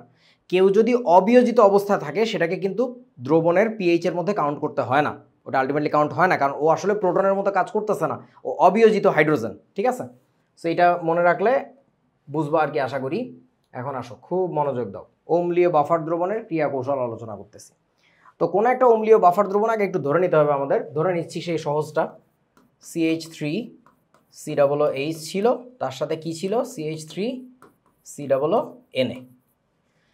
এখন আমাকে একটু বলো, দ্রবণে তো সে বিয়োজিত অবস্থায় থাকবে, যে ইথানোয়িক অ্যাসিডটা, ওর বিয়োজনটা কি একমুখী হবে নাকি উভমুখী হবে বলো? মানে একমুখী চিহ্ন দিব নাকি উভমুখী? কেন দিচ্ছি উভমুখী? দুর্বল অ্যাসিড, তার বিয়োজন তো শতভাগ হবে না, অল্প একটু বিয়োজিত হবে। সো তার ক্ষেত্রে আমাদের উভমুখী চিহ্নই দেওয়া উচিত। আশা করি মনে আছে আপনাদের। আচ্ছা, দিলাম উভমুখী, নে বাবা। এখন ঘটনা হইতেছে বন্ধু, ওমা এটা কি? হ্যাঁ, তাহলে এটা বিয়োজিত হয়ে কি তৈরি হবে? CH3COO- যোগ হচ্ছে H+। ওকে, এবার আসো বন্ধু, ওইটাকে আমরা ভেঙে ফেলি। এটার বিয়োজন তো একমুখী চিহ্ন হবে, বুঝতে পারতেছো। কারণটা কি বলেন তো, কেন একমুখী হচ্ছে বলো?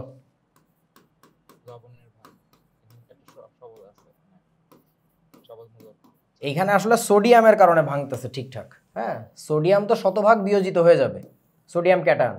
সো আসলে পাত্তা দেয় না যে বাকিটা ভাঙতে চাচ্ছে কি চাচ্ছে না। ও যখন বের হয়ে যায় সোডিয়াম প্লাস আকারে, তখন বাকি অংশটা ভাঙতে বাধ্য হয়, এই আর কি। আচ্ছা, এখন ঘটনা হইতেছে বন্ধুরা, আমাকে একটু বলো কি হবে এখানে। তোমরা একটা জিনিস টের পাচ্ছ, এই দুইজনের দ্রবণ তুমি যখন একসাথে পানিতে মিশাবা বা সিস্টেমে একসাথে যখন থাকবে, তখন এখানে একটা বিশেষ ঘটনা ক্রিয়াশীল হচ্ছে। বলেন তো সেই ঘটনাটা কি? এইখানে একটা সমআয়ন প্রভাব কাজ করতেছে। এই বস্তুটাও দেখো অ্যাসিটেট আয়ন প্রডিউস করে, আবার ওই বস্তুটাও দেখো অ্যাসিটেট আয়ন প্রডিউস করে। বোঝা নাই বন্ধু? যেহেতু একই জিনিস দুইটা সোর্স থেকে আসতেছে, তাহলে এখন ওদের মধ্যে একটা বোঝাপড়া হচ্ছে, একটা মারামারি হচ্ছে যে কার অ্যাসিটেট আয়ন দ্রবণে রাজ করবে, কার অ্যাসিটেট আয়ন দ্রবণের মধ্যে বেশি পরিমাণে থাকবে বা আদৌ থাকবে। বলেন তো কারটা ঠিকঠাক মতো থাকতে পারবে? সোডিয়াম ইথানয়েডেরটা, লবণেরটা। লবণেরটা যদি ঠিকঠাক থাকতে পারে, তাহলে নর্মালি ওই অ্যাসিডের ধরো বিয়োজন মাত্রা 4% ছিল, তাহলে এখন তার বিয়োজন মাত্রা কত হবে? 4%-এর চেয়ে বাড়বে নাকি কমবে?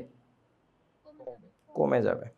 ওই অ্যাসিডের বিয়োজন মাত্রা বেশি একটা হবে না, অ্যাসিডটা মূলত রিজার্ভ ফোর্স আকারে থাকবে, যে প্রয়োজন হলে আমি ভাঙতে পারি, না প্রয়োজন হলে আমি প্যাকেট হয়ে ভিতরে বসে থাকবো। তোমরা জানো না একটা দেশের আর্মি রিজার্ভ ফোর্স থাকে, দেশে ধরো যুদ্ধবাদী গেল, তাহলে কি হবে? আমি তো সবার আগে 1 নম্বর রাইফেল নিয়ে দৌড় দিব। সো এরকম আমি তো অপ্রশিক্ষিত বা অশিক্ষিত, যুদ্ধক্ষেত্রে তো আমি প্রশিক্ষিত না। সো এরকম প্রশিক্ষিত, ওই যে বিএনসিসির মেম্বাররা আছে না, তো ব্যাপারটা এরকম যে এই অ্যাসিডটা না ভেঙে ওই দিকে বসে থাকে বেশি, আর এটা মোটামুটি পুরোপুরি ভেঙে যায়। তবে তারপর একটা কথা একটু জেনে রাখো, আচ্ছা এটা তোমাদের নিজেদের থেকেই বাইর করে দেখি, আমি বলবো না। এখন দেখো আমরা একটা কাজ করি বোঝার সুবিধার্থে, এটা বইতে করে না, আমি জাস্ট করতেছি আর কি। এইখানে ব্র্যাকেটে লিখে রাখলাম এ, এ মানে বুঝছো অ্যাসিড থেকে আসা অ্যাসিডেট আয়নের ঘনমাত্রা, অ্যাসিডেট আয়ন। আর এটাকে লিখে রাখি এস, এস মানে হচ্ছে সল্ট থেকে আসা অ্যাসিডেট আয়ন। মানে ওটা মানে ভাইবো না যে এতে অ্যাকুয়াস বোঝাইছি এসতে সলিড, তা না, দুইটাই অ্যাকুয়াস, বাট লেখছি আর কি। এখন আমাদের বোঝা লাগবে যে বহিরাগত বাইরে থেকে যদি আমি অ্যাসিড ঢালি তাইলে এর মধ্যে ম্যাজিকটা হয় কি, যে ম্যাজিকের কারণে তার পিএইচের মান কমে না। মানে অ্যাসিড ঢালে তো নর্মালি যে কোনো দ্রবণের পিএইচের মান কমে যাওয়ার কথা, কিন্তু এই বাফার দ্রবণের মধ্যে তো অ্যাসিড ঢালেও পিএইচের মান কমে না। তো there must be some magic that it occur, মানে হ্যাপেন্স দেয়ার, তাই না? ওইখানে কোনো একটা জাদু তো ঘটে নিশ্চয়ই, সে জাদুটা কি সেটা বুঝতে চাই। সেটার জন্য আমরা একটু লিখে নেই বহিরাগত, বহিরাগত অ্যাসিড এর প্রভাব প্রশমিতকরণ। এই কথার মানে বুঝিছো? বাইরে থেকে তুমি যে অ্যাসিড ঢালছো, সেই অ্যাসিডের তো একটা আসর আছে, তো আসর মানে বুঝো তো প্রভাব, সেই প্রভাবটা ও মিটিগেট করে কিভাবে, ও প্রশমিত করে কিভাবে, সেই জিনিসটা দেখবো আমরা এখন। এখন বাইরে থেকে তুমি বলতেছো তুমি অ্যাসিড ঢালছো, অ্যাসিড ঢালার মানে কি? আসলে তুমি প্রোটন ঢালছো না, বোঝা না? যে অ্যাসিড ঢালছি সে অ্যাসিড তো আসলে প্রোটন তৈরি করে।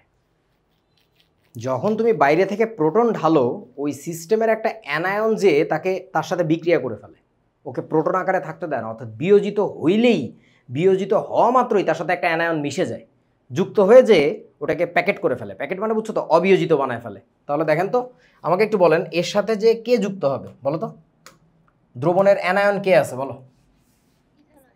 ইথানয়েড আয়ন। তাহলে এখন সেই ইথানয়েড কোনটা যাবে আমাকে একটু বলো, অ্যাসিডের কাছ থেকে আসা ইথানয়েড যাবে নাকি লবণের কাছ থেকে আসা ইথানয়েড যাবে বলো? আচ্ছা, you should not say that, in fact nobody should say that, because দ্রবণে আসলে সিংহভাগ ছিল কে বলেন তো? লবণ থেকে আসা অ্যাসিডেট আয়ন। তাহলে দেয়ারস আ হাই পসিবিলিটি যে ওইখানে যে অ্যাসিডেট আয়নগুলো যাবে সে মূলত লবণ থেকে আসতেছে। ওটা আমরা জানি না কার কাছ থেকে যাবে, যে কারোর কাছ থেকে, এই জন্য আমি A/A দিছি, হয় সল্টের অ্যাসিডেট অথবা অ্যাসিডের অ্যাসিডেট হইতে পারে। আমি ধরো 200 পিস প্রোটন যোগ করছি, তাহলে 200 পিসের মধ্যে ধরো 180 পিস আসছে লবণ থেকে, 20 পিস আসছে ওইখান থেকে, আমার জানা নেই কোত্থেকে কয়টা আসছে, বাট আসছে আর কি। বুঝতে পারছিস কি বাবা? আচ্ছা, এখন এই দুইটা মিশে কি তৈরি করবে বুঝতে পারতেছেন? CH3 সিরা বলো H। এখন আমি একটু এটা লিখে ফেলি। এখন তাহলে আমাকে একটু বলো, এই যে CH3 সিরা বলো Hটা তৈরি হয়েছে, সেটা তৈরি করার সময় আমরা এখানে কেমন চিহ্ন দিব? একমুখী চিহ্ন দিব নাকি উভমুখী চিহ্ন দিব বলেন?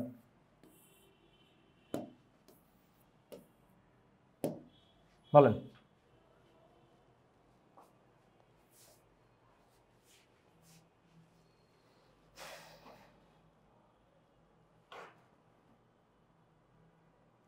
কেউ বলে না, সব পাগল। আচ্ছা, এইখানে মূলত একমুখী চিহ্ন দিতে হবে। কারণটা বোঝো, বাইরে থেকে তুমি যে প্রোটনগুলো ঢালছো তা পুরোপুরি প্যাকেট হয়ে যাইতে গেলে ঘটনাটা পুরো একদমে এটা ঘটে যেতে হবে। এটা আবার রিভার্সে আসতে পারবে না। এটা রিভার্সে আসার মানে হচ্ছে দ্রবণে আবার বিয়োজিত প্রোটন তৈরি হচ্ছে, আর বিয়োজিত প্রোটন তৈরি হওয়ার মানে হচ্ছে দ্রবণের পিএইচ কমে যাবে, পিএইচ শিফট হয়ে যাবে। তোরা বুঝিস না আমার কথা? নর্মাল সময়ে সাধারণভাবে এই বিক্রিয়াটা উভমুখী, বাট এখন এইটুকু অংশের জন্য উভমুখী ঘটতেছে না, এটা এক টান দিয়ে ওই পাশে চলে গেছে, ঠিক আছে? আচ্ছা, এখন ঘটনা হচ্ছে, তো এইটা ঘটাইতে যে তুমি দ্রবণে কোনো একটা কিছুর ইমব্যালেন্স করে ফেলছো, বলো তো কোন জিনিসটার ইমব্যালেন্স করে ফেলছো? ইথানয়েড আয়ন তো কমায় ফেলাইছো। তো একটা দ্রবণ আসলে থাকে হচ্ছে একটা ব্যালান্সে, অর্থাৎ গতদিন কোনো এক সময় বলছিলাম যতগুলো মানে প্লাস চার্জ থাকবে ততগুলো মাইনাস চার্জ থাকা লাগবে। তো বাইরে থেকে তুমি অ্যাসিড ঢালছো মানে প্রোটন ঢালছো, প্রোটন ঢালার ফলে কিছুটা অ্যাসিড আয়ন ওখানে মিশাই দিলা, মিশাই দিয়ে দ্রবণটাকে তো নিউট্রালাইজ করে ফেললা, তাহলে দ্রবণের তো নেগেটিভ চার্জের ঘাটতি পড়তেছে। তাহলে নেগেটিভ চার্জের ঘাটতিটা মেটে কীভাবে? সেইটা মেটে হচ্ছে এই বিক্রিয়ার মাধ্যমে। দেখো, এই অ্যাসিড আয়ন আসতে পারে কোত্থেকে? লবণ থেকেও আসতে পারে, অ্যাসিড থেকেও আসতে পারে। বলো তো এবার কে ভাঙবে? আমার অ্যাসিডটা ভেঙে যাবে নাকি লবণটা? আচ্ছা, এইবার হচ্ছে মূলত আমাদের লবণটা ভাঙবে, আর একটু লবণটা ভাঙবে। অ্যাসিড ভাঙবে না। দেখো অ্যাসিড যদি ভাঙতো তাহলে তুমি কি বুঝতে পারতেছো? আমি একটু সংখ্যা দিয়ে বুঝাই। ধরো তুমি এইটা যোগ করছিলা কয় পিস? 200 পিস। তাহলে অ্যাসিডেটার লাগছিল কত পিস? 200 পিস। 200 পিস অ্যাসিডেটার ঘাটতি মেটানোর জন্য এই বস্তুটা কয় পিস ভাঙা লাগতো? 200 পিস। এইটা 200 পিস ভাঙার পরে এই বস্তুটা আবার সেই 200 পিস বানায় ফেলাইতো। তো প্রোটন তো তুমি আবার জন্ম দিলা। আমার কথা বোঝো নাই?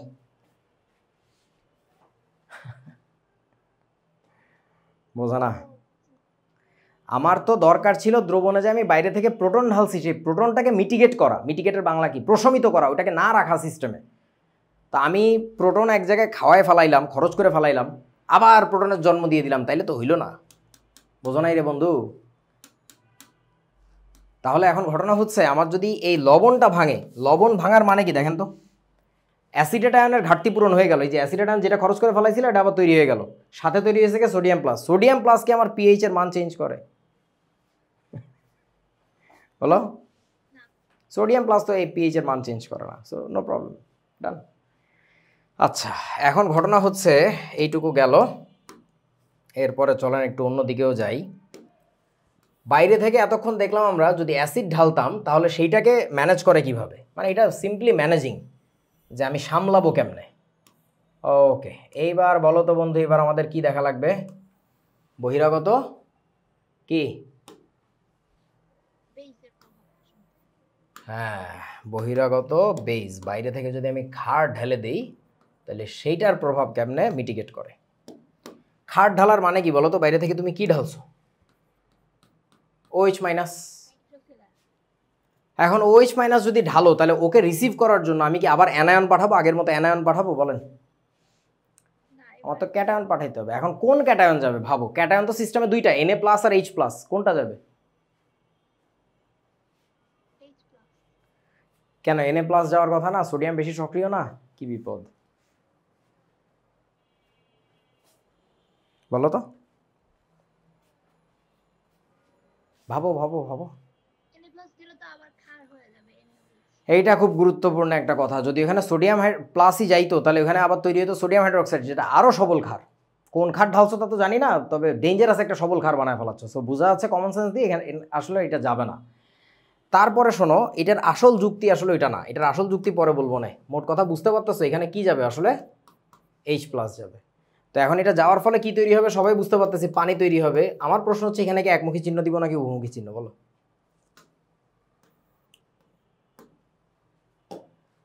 আরে বোঝা না রে বাবা, ওইখানে তো ডেফিনেটলি একমুখী হবে। মানে তুই যে পরিমাণে OH মাইনাস ঢালছিস ওই পরিমাণে প্রোটনের সাথে যুক্ত হয়ে সে এক নিমেষে পানি তৈরি করে ফেলবে, কোনো মাফ নাই। ওইখানে যদি এই বিক্রিয়াটা পুরাপুরি না ঘটে, ধরো তুমি 200টা OH মাইনাস ঢালছো, 150 জন বিক্রিয়া করছে, এটা বাকি 50 জন এখন এই পাশে চলে আসে, মানে বসে আছে, মানে কি উভমুখী বিক্রিয়া হচ্ছে। তার মানে তো দ্রবণের আবার পিএইচ শিফট হয়ে গেছে। ওটা তো করলে হবে না, পুরাপুরি ওই পাশে পাঠিয়ে দিতে হবে।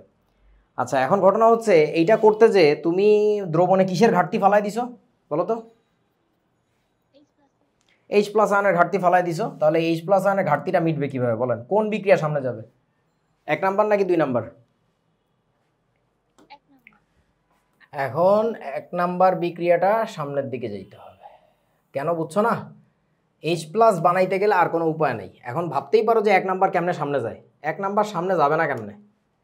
1 নাম্বার বিক্রিয়াটার প্রচুর পরিমাণে আমার কি ছিল? রিজার্ভে ছিল না? ওই পাশে বসেছিল, বোঝা না? তাহলে এই বিক্রিয়া তো পিছনে যাইতেই পারে। আচ্ছা, এখন নিয়ে গেলাম, কিন্তু এখানে একটা চেঞ্জ আছে। সেই চেঞ্জটা কি জানো? সেই চেঞ্জটা হচ্ছে এই জায়গাটাতে। আমাকে একটু বলো তো, উভমুখী চিহ্ন কি থাকতে পারবে জানো? থাকতে পারবে না। কারণ এইটুকুর যে ভাঙন, যে পরিমাণে ওর ভাঙা দরকার ওই প্রোটনটা মিটানোর জন্য, সেই পরিমাণও এক নিমেষে ভেঙে যাবে। ও ডানে বামে তাকাবে না। কেউ বোঝা না?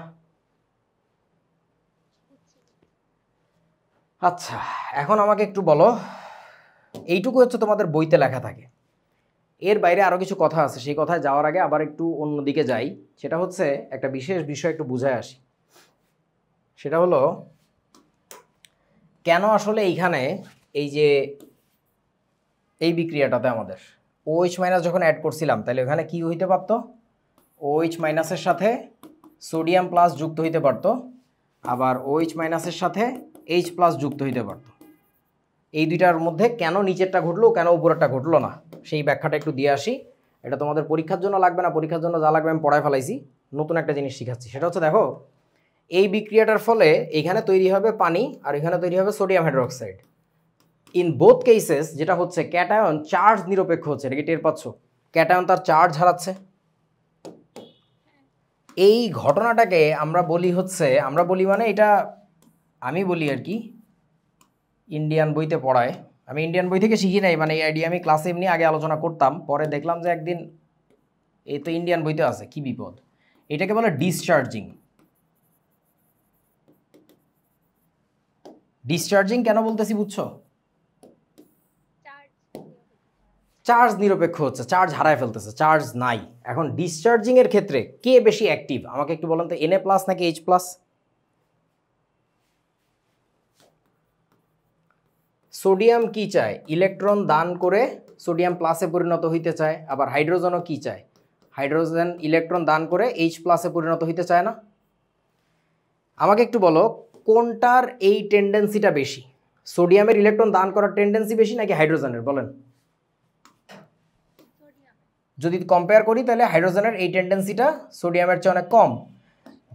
যদি এবার উভমুখী বিক্রিয়া চিন্তা করি তাহলে এই বিক্রিয়ার রিভার্স টেন্ডেন্সি কম আর এই বিক্রিয়াটার রিভার্স টেন্ডেন্সি অনেক বেশি না? হ্যাঁ এখন বলো এই দুইটা ক্ষেত্রেই উপরের বিক্রিয়াটা কি বলো তো? উপরের বিক্রিয়াটা হচ্ছে চার্জিং রিয়াকশন না? চার্জ তৈরি হচ্ছে। আর নিচেরটা কি বলেন তো? Discharging reaction discharging reaction. তাহলে আমাকে একটু বলো ডিসচার্জিং টেন্ডেন্সি বেশি কার? H প্লাস হয়ে গেছে তো। একটা সিস্টেমে যদি দুইজন থাকে Na প্লাস আর H plus, definitely H plus will get discharged first, Na plus will still remain. ওর Na প্লাস আকারেই থাকার টেন্ডেন্সি বেশি, ও Na প্লাস থেকে Na হয় না, ইলেকট্রন নিতে চায় না। তোমরা কি বোঝাচ্ছ আমার কথা বন্ধু? বুঝছি। এইটার একটা স্ক্রিনশট মাইরে রাখো। আল্লাহ বাঁচাইলে আগামী ফেজে আমরা তড়িৎ রসায়ন পড়বো, তখন যেন তোমাদেরকে চড়াইতে পারি আমি এগুলো ভুলে গেলে। এই চার্জিং ডিসচার্জিংয়ের কনসেপ্ট হচ্ছে আমাদের তড়িৎ রসায়নে কাজে লাগবে। আচ্ছা, তখন বলবা যে কই জীবনে কোনো দিন এগুলো শুনি নাই। এখন আসো বন্ধু, এইটুকু কথা তোমাদের বইতে লেখা থাকে, কিন্তু আসলে তোমাদের মনে আমি আরও একটু প্রশ্ন জায়গায় দিই যে আমাদের আলোচনাটা আধুরি ছিল। আধুরি মানে কি? অসম্পূর্ণ, এখনো শেষ হয় নাই। তুমি বলতেছো যে দ্রবণে তুমি বাইরের অ্যাসিড, বাইরে থেকে ঢালা অ্যাসিডকে নিউট্রালাইজ করতেছো, মিটিগেট করতেছো। কিভাবে করতেছো আসলে? বাইরে থেকে অ্যাসিড ঢালছো মানে কি শুধুই H প্লাস ঢালছো? অ্যাসিড মানে কি শুধু H প্লাস? বলেন তো মানে কি? অ্যানায়নও তো আছে। তো ধরো আমি যে অ্যাসিডটাকে ঢালছি সে ছিল H-এ, এখন এইটাকে ঢালছি হচ্ছে 200 পিস, 200 মোল, হোয়াট এভার। এখন তাহলে ভাবো, তাহলে তুমি H প্লাস বানাইছিলা কয়টা? 200টা। তার সাথে অ্যাসিডেট আয়ন বিক্রিয়া করছে কয়টা? 200টা। বুঝিস নাই বাবা?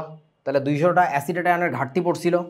সেই 200টা অ্যাসিডেট আয়নের ঘাটতি মেটানোর জন্য কী হয়েছে, আমার এটা 200 পিস ভাঙছে, সামনের দিকে গেছে, ঘাটতি মিটে গেছে। এখন আমার কথা হচ্ছে দ্রবণে তো 200টা অ্যানায়নও তৈরি হয়েছিল, A মাইনাস তৈরি হয়েছে না? সেই A মাইনাসটাকে কীভাবে মিটিগেট করছো? A মাইনাসটাকে কে ব্যালেন্স করছে বলেন? প্রশ্নটা কি বুঝছেন আপনারা? বলেন, সেই 200টা A মাইনাস কোথায় গেছে? নাকি আমরা A মাইনাসের কোনো খোঁজখবর রাখি না? আমরা তো A প্লাস বয়। সোডিয়াম প্লাস আর A মাইনাস রয়ে যাবে। এইখানে 200টা যখন সোডিয়াম ইথানয়েড ভাঙছে তখন বুঝতেছো 200টা এই বস্তু তো তৈরি হয়েছে, এটা তো ঘাটতি মিটাইলো এটার। আর সাথে আবার Na প্লাস তৈরি হয়েছে না 200টা। এবার কী হবে বলেন তো? এই যে Na প্লাস যে 200টা তৈরি হয়েছে, এই Na প্লাসের সাথে ওই যে A মাইনাস ছিল, ইতারা বিক্রিয়া করি কি তৈরি করছে বলো তো? Na তৈরি করছে। এখন এই বিক্রিয়া আসলে তো হয় না বাস্তবে, বাট আমি চার্জের ব্যালেন্স দেখাচ্ছি। এটা একটা অ্যাকুয়াস সলিউশন, অ্যাকুয়াস সলিউশনে সবাই আয়নিত অবস্থায় থাকে, সবাই, everybody. But the fact is একটা সিস্টেম, একটা পাত্র, একটা সিস্টেম কখনোই এমন হবে না যে প্লাস বেড়ে গেছে বা মাইনাস বেড়ে গেছে, ব্যালেন্সে থাকে, এটা সমান পরিমাণে থাকে। আমি সেই চার্জের ব্যালেন্সটা দেখাইলাম যে আসলে ঘটনাটা কী ঘটে। তোরা কি বুঝছিস বাবা? এইটা বল, তুই বলতেছিলি দ্রবণে খাট ঢালছস, বহিরাগত ক্ষার, এই যে বহিরাগত ক্ষার, খাট ঢালার মানে কি শুধু OH মাইনাস? বোঝো না? ক্যাটায়নও তো আছে। ধরো B প্লাস আর OH মাইনাস যোগ করছি আমি। এখন হিসাব দাও, তুমি তো OH মাইনাসের হিসাব দেখাইলা, B প্লাসের হিসাব কোথায় বলো? বলো B প্লাসের সাথে কার ভালোবাসা হয়েছে? যে নিচে ইথানয়েড অ্যাসিড ভাঙার ফলে যে ইথানয়েড আয়ন হয়। তাহলে আমরা প্রথম থেকে হিসাব মিলাই, এইটা 200 পিস ঢালছি, এটা 200 পিস ঢালছি মানে আমি বেসিক্যালি BOH 200 পিস ঢালছি, বুঝছিস তো? তাহলে হাইড্রোক্সিল তৈরি ছিল 200টা, তাহলে এইটা 200 পিস H+ সাথে বিক্রিয়া করে ওটা পানি তৈরি করছে, তাহলে 200 পিস H+ এর ঘাটতি ফালাই দিছো, তাহলে 200টা অ্যাসিটিক অ্যাসিড ভাঙবে, এটা তৈরি হবে 200টা আর এইটা তৈরি হবে হচ্ছে 200টা। এবার দেখো এই যে B+ এর সাথে বিক্রিয়া করবে কে বলো তো? এই বস্তুটা। তোমরা বোঝো নাই আমার কথা বন্ধু? এইটা যুক্ত হয়ে তৈরি করবে কি CH3COOB। বুঝছিস বাপ? বুঝছি, পুরা সিস্টেম সুন্দর ব্যালেন্সে। হ্যাঁ কি সবকিছু ব্যালেন্স হয়ে যায়। এই কথাটুকু আমি না বললে সারা জীবন কারো মনে প্রশ্ন আসতো না। এই প্রশ্ন আমার মনেও আসছে, আমি ক্লাসে পড়াইতে যাই, কোনো এক ক্লাসে আমার মনেও নাই কত সালে, 10, 11, 12 বা আরও না এত আগে আমার মনে এই প্রশ্ন আসে, আরও অনেক পরে 15-16 সালের দিকে এসে হঠাৎ একদিন ক্লাসে ভাবলাম ইরে ভাই ওই অ্যাসিডের থেকে তো আবার মাইনাস আয়ন আসার কথা, ক্ষারের থেকে তো প্লাস আয়ন আসার কথা, এটা কই গেল? ক্লাসে কিছু বলি নাই, চুপচাপ কড়াই টড়াই দিয়ে বাইরে চলে গেছি। পরে একা একা ভাইবে দেখলাম রে মামা রে এইখানে তো এই ঘটনা ঘটে, এ বইতে টইতে কোথাও আলোচনা নাই আর কি। আচ্ছা দেখো এখন ঘটনা হইতেছে, কোথায় যেন ছিলাম ভুলে গেলাম, এই তো। তাহলে এটা হচ্ছে অ্যাসিডিক বাফার কাজ করে কিভাবে, এটা হচ্ছে তার হিসাব নিকাশ। এখন একটা জিনিস তুমি ভাবতেই পারো যে কিরে ভাই তাহলে দ্রবণের পিএইচ কেন শিফট হচ্ছে না? পিএইচ শিফট হচ্ছে না তার কারণটা হচ্ছে প্রোটন যদি প্রোটনের মতো বিয়োজিত অবস্থায় থাকতো তাহলে তার পিএইচ শিফট হইতো। ওর আগে থেকে দ্রবণে কিছু পরিমাণে প্রোটন ছিল, যেটা ছিল ওইটাই আছে। তুমি একটু গুইনে দেখো এক্স্যাক্টলি, আমি যে 200টা দিয়ে দেখাইছি এই সিস্টেম করে দেখো, একটা প্রোটন এক্সট্রা থাকবে না। তবে হ্যাঁ একটা ব্যাপার আছে, তোমরা একটু আমাকে বলো তো, বাফার দ্রবণে আমি তো অল্প পরিমাণে অ্যাসিড বা ক্ষার ঢাললেও তার পিএইচ শিফট হওয়ার কথা না, কিন্তু আমি যদি আজান দিই আল্লাহু আকবার করে ধৈর্য ঢেলে দিই 1 বালতি অ্যাসিড, তাহলে কি পিএইচ চেঞ্জ হবে না?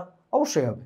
তার মানে প্রত্যেকটা বাফার দ্রবণের একটা বাফার ক্ষমতা আছে। প্রথম স্লাইডে সংজ্ঞা লেখা ছিল দেখো, যে কি পরিমাণে অ্যাসিড বা ক্ষার ঢাললেও তার পিএইচ শিফট হয় না, it can resist it's pH, ওইটাকে বলে ওই বাফার দ্রবণের বাফার ক্ষমতা, বাফার ক্যাপাসিটি। ঠিক আছে? সো এখন আমাকে একটু বলো বাফার ক্যাপাসিটিটা আসলে কিসের উপর নির্ভর করে? যেমন ধরো আমি একটু বুঝাই দিই, আমি যদি বাইরে থেকে অ্যাসিড ঢালি, অ্যাসিড ঢাললে তো প্রোটন অ্যাড করছিলাম, প্রোটনকে সামলাইতে বা তার সাথে অ্যাসোসিয়েট করার জন্য অ্যাসিডের আয়ন দৌড়ায় চলে গেছে। তাহলে দ্রবণে 200টা অ্যাসিডের আয়ন তো থাকতেই পারে, ওটা কোনো ব্যাপার না, কিন্তু ওই 200টা অ্যাসিডের আয়নের ঘাটতিটা যেটা পড়ে সেটাকে মিটায় কি? আমাকে একটু বলেন তো, ওই অ্যাসিড সামনের দিকে বিয়োজিত হয় নাকি লবণটা সামনের দিকে বিয়োজিত হয়? লবণটা। তার মানে তোমরা কি বুঝতেছো ওই লবণের বিক্রিয়াটা, ওর লবণের ভাঙন বিক্রিয়ার ক্ষেত্রে যদিও আমরা একমুখী চিহ্ন দিছি, বাস্তবে কিন্তু আসলে লবণের ভাঙনটা একমুখী হইলেও আমরা কিন্তু এইটা বুঝাচ্ছি না যে যা লবণ ছিল সব ভেঙে গেছে। আমরা বুঝাতে চাচ্ছি দ্রবণের যে ক্যাপাসিটি লবণ নেওয়ার, প্রতিটা দ্রবণের একটা ম্যাক্সিমাম ক্যাপাসিটি থাকে যে এই দ্রবণে কতখানি ম্যাক্স লবণ দ্রবীভূত করা যাবে, তার চেয়ে বেশি পরিমাণে লবণ দিয়ে রাখতে হয় এখানে, যেন ও বোঝে না রিজার্ভ সল্ট রিজার্ভে যেন থাকে। তোরা বোঝ না বাবা এই বিক্রিয়াটা সম্ভব হয়েছে কেমনে, এই বিক্রিয়াটা সম্ভব হয়েছে কেমনে? আমরা তো দেখাচ্ছি আগেই একমুখী চিহ্ন, তার মানে কি যা দ্রবণে ছিল সব ভেঙে গেছে না, তারপরে আবার এটা ভাঙছে কেমনে? এটা হাস্যকর ব্যাপার না? এটা হাস্যকর না। দ্য ফ্যাক্ট ইজ আমার যদি 400 মিলিলিটার দ্রবণ থাকে, তার মধ্যে দেখা গেল ধরো তোমার এইটা হচ্ছে 50 গ্রাম দ্রবীভূত হইতে পারে, তুমি যা দিয়ে রাখবা 60 গ্রাম, তা নাহলে কাজ হবে না। এটা বাফার সিস্টেম, মানে এখানে অ্যাসিড নিউট্রালাইজ করতে পারবে না সে। তোরা কি আমার কথা বুঝিস নাই বাবা? যে মানে ইভেন এখানে আমাকে একটু বলেন তো, তাহলে বুঝলেন তো আমি বাইরে থেকে যদি অ্যাসিড ঢালি সেটাকে আসলে সামলায় কি আলটিমেটলি ওই দ্রবণের আগে থেকে থাকা অ্যাসিডটা নাকি লবণটা? বলেন। লবণ। প্রশ্নটাই মনে হয় বুঝিস নাই। আমি বাইরে থেকে অ্যাসিড ঢালছিলাম, সেই অ্যাসিডকে, অ্যাসিডের যে প্রোটন তার সাথে বিক্রিয়া করছে কে? অ্যাসিডেট আয়ন, বুঝলাম। পরে সেই অ্যাসিডেটের ঘাটতিটা মিটাইছে কে? লবণটা ভেঙে যায় না নাকি অ্যাসিডটা ভেঙে যায়? কোনটা? তা লবণ তো যদি এক্সট্রা না থাকে, তোর এই যে অ্যাসিড দিলে যে ব্যালান্সিংটা হবে এটা তো হইতো না। এখন ধর ওই দ্রবণে এক্সট্রা আমার যে পরিমাণে দ্রবীভূত হইতে পারে লবণ, সেটা হচ্ছে ধরেন 2.5 মোল দ্রবীভূত হইতে পারে, কিন্তু আমি দ্রবণের মধ্যে দিয়ে রাখছিলাম 3.5 মোল। তার মানে আপনারা কি বুঝতেছেন আমার 1 মোল ওই দ্রবণে লবণ এক্সট্রা ছিল, যেটা এখনো ভাঙার সুযোগ পায় নাই। তার মানে হচ্ছে বাইরে থেকে তুমি কত মোল অ্যাসিড ঢাললেও সে সামাল দিতে পারবে বলো তো? জাস্ট 1 মোল। এইটা হচ্ছে ওই অ্যাসিড বা ওই ওই দ্রবণের অ্যাসিড ক্যাপাসিটি অর্থাৎ অ্যাসিড রেজিস্টিভিটি। অ্যাসিড 1 মোল ঢাললেও সে সামাল দিতে পারবে যে এই পিএইচ শিফট হতে দেওয়া যাবে না, কিন্তু 1 মোলের বেশি যখনই ঢালবা ডান, ওই দ্রবণের পিএইচ শিফট হয়ে যাবে। এবার বলেন তো দ্রবণে আমি বাইরে থেকে খার ঢালছিলাম, খার ঢালার পরেও পিএইচ কেন শিফট হচ্ছিল না? ওই রেজিস্টিভিটি কে সামলাচ্ছিল, মানে ওইটা কে সামাল দিচ্ছিল বলো তো? খার ঢাললে প্রোটন দিয়ে ওকে নিউট্রালাইজ করে ফেলছি, কিন্তু এইচ প্লাসের তো ঘাটতি পড়ছে। এইচ প্লাস মিটাচ্ছে কে? অ্যাসিড ভেঙে যে। তার মানে দ্রবণে যদি আমার এই অ্যাসিড অবিয়োজিত অবস্থায় না থাকতো তাহলে ও তো আর ভাঙতে পারতো না। তার মানে এবার বোঝ এই অ্যাসিডিক বাফারের বেইজের এগেইনস্টে যে রেজিস্টিভিটি সেটাকে কিভাবে কাউন্ট করে, সেটা হচ্ছে ওই অ্যাসিড কাউন্ট করে যে কতখানি অ্যাসিড অবিয়োজিত এখনো পড়ে আছে, বোঝা না? তাহলে এখন আমাকে একটা প্রশ্নের উত্তর দিতে, খুব কঠিন একটা প্রশ্ন। একটা অ্যাসিডিক বাফারের অ্যাসিডের এগেইনস্টে রেজিস্টিভিটি বেশি নাকি ক্ষারের এগেইনস্টে রেজিস্টিভিটি বেশি হয়?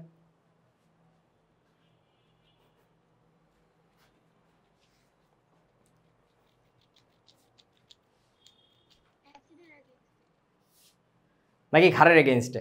ক্ষারের এগেইনস্টে। দেখো ক্ষারের এগেইনস্টে কাজ করেটাকে বললাম না, ক্ষারের এগেইনস্টে কাজ করছে হচ্ছে তোমার এই যে অবিয়োজিত অ্যাসিডটা। তো দ্রবণে অবিয়োজিত অবস্থায় কে বেশি থাকে, অ্যাসিড বেশি থাকে নাকি লবণ বেশি থাকে? লবণের তোরে ভাবারে ভাঙন তো একমুখী, ওর তো বেশি একটা অবিয়োজিত থাকতে পারবে না, ওর তো বুঝা না।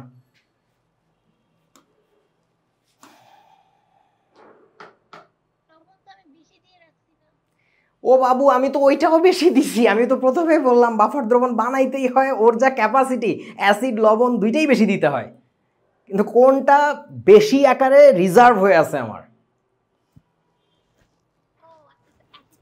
বাবা দুইটাই তুই বেশি দিবি তো, ওর ক্যাপাসিটির চেয়ে দুইটাকেই বেশি দিতে, আল্লাহর কসম বইতে গোটা গোটা অক্ষরে লেখা আছে যে তার যে ক্যাপাসিটি তার চেয়ে বেশিই দিতে হয় দুইটা, তার মানে তো রেজিস্টিভিটি কাজে লাগাইতে পারবে না, তো ওইটা তো রিজার্ভ ফোর্স। কিন্তু অ্যাসিড তো বাই নেচার ও আনডিসোসিয়েটেড অবস্থায় থাকে, সো অ্যাসিডিক বাফারের অ্যাসিডের বেইজের এগেনস্টে রেজিস্টিভিটি বেশি থাকে। ওকে এইবার আসো বন্ধু, তাহলে আমি আর করতেছি না, ক্ষারীয় বাফারের ক্রিয়া কৌশল তোমরা নিজেরা করে নিবা, আমি দ্রুত একটু দেখাই দিচ্ছি তাড়াতাড়ি করে।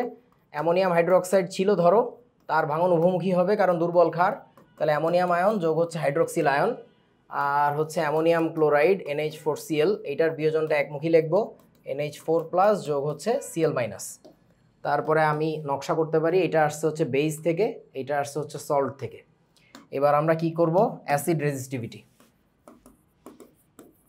মানে অ্যাসিড রেজিস্টিভিটি মানে বুঝছস তো, অ্যাসিড যোগ করলেও সেটা সামলায় কেমনে। অ্যাসিড যোগ করছি মানে কি, আমি বাইরে থেকে বেসিক্যালি H+ অ্যাড করছি, তো H+ অ্যাড করলে কে যায় বিক্রিয়া করবে তার সাথে বলেন? Cl- করতে পারে আর OH- করতে পারে, একটু মনে মনে ভাবেন তো কে আসলে বিক্রিয়া করবে?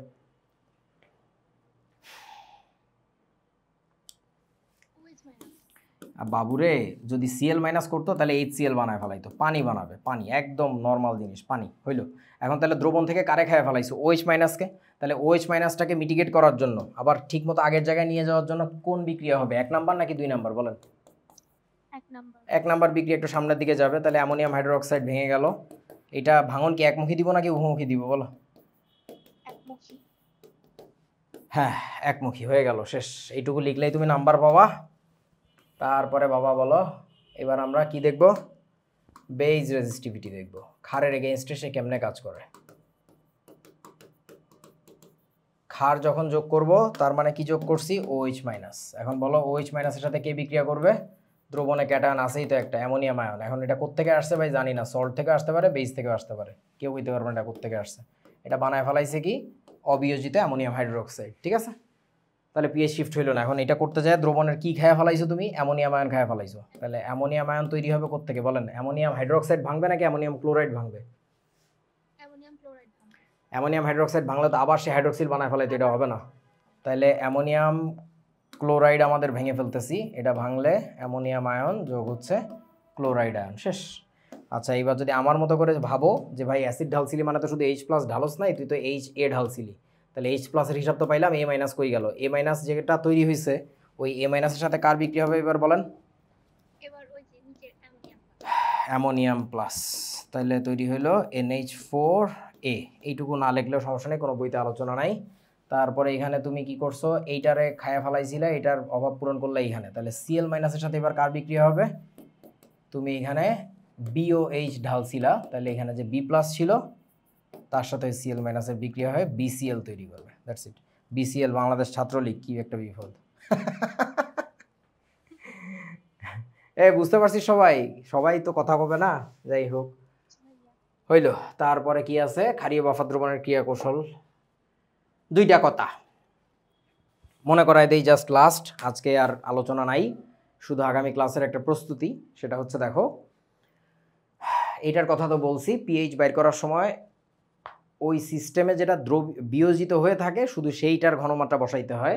আর এই যে বিক্রিয়াটা লিখছি, এটা 1 নাম্বার কথা। 2 নাম্বার কথাটা হচ্ছে এইটা, সেটা হচ্ছে এই বিক্রিয়াটার যখন আমরা কেসি বের করছিলাম, তখন কেসি এর ইকুয়েশনে সি এর ঘনমাত্রা ইন্টু ডি এর ঘনমাত্রা ডিভাইডেড বাই এ এর ঘনমাত্রা ইন্টু বি এর ঘনমাত্রা ছিল।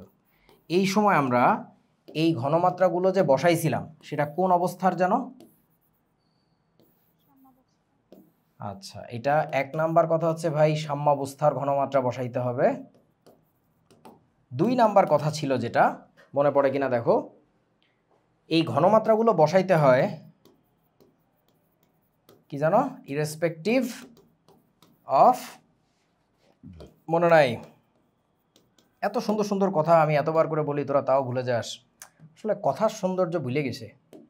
এই যে গতকালকে না আজকে একটা টক শো দেখতেছিলাম, ওই ভদ্রলোকটার নাম ভুলে গেছি, দাঁড়িয়ে আছে, সুন্দর সুন্দর সুন্দর কথা বলতে পারে, একটু বয়স্ক মতো, চুলটুল পাকা। উনি বলতেছিল যে, আমি কথাটা লিখেও রাখছি, এত ভালো লাগছে কথাটা, দাঁড়া কথাটা একটু পড়ে শুনি।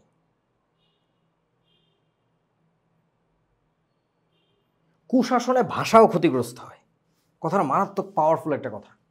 তুই যদি কুশাসন দুঃশাসনের মধ্যে থাকিস, তোর মুখের ভাষাটা বদলায় যাবে।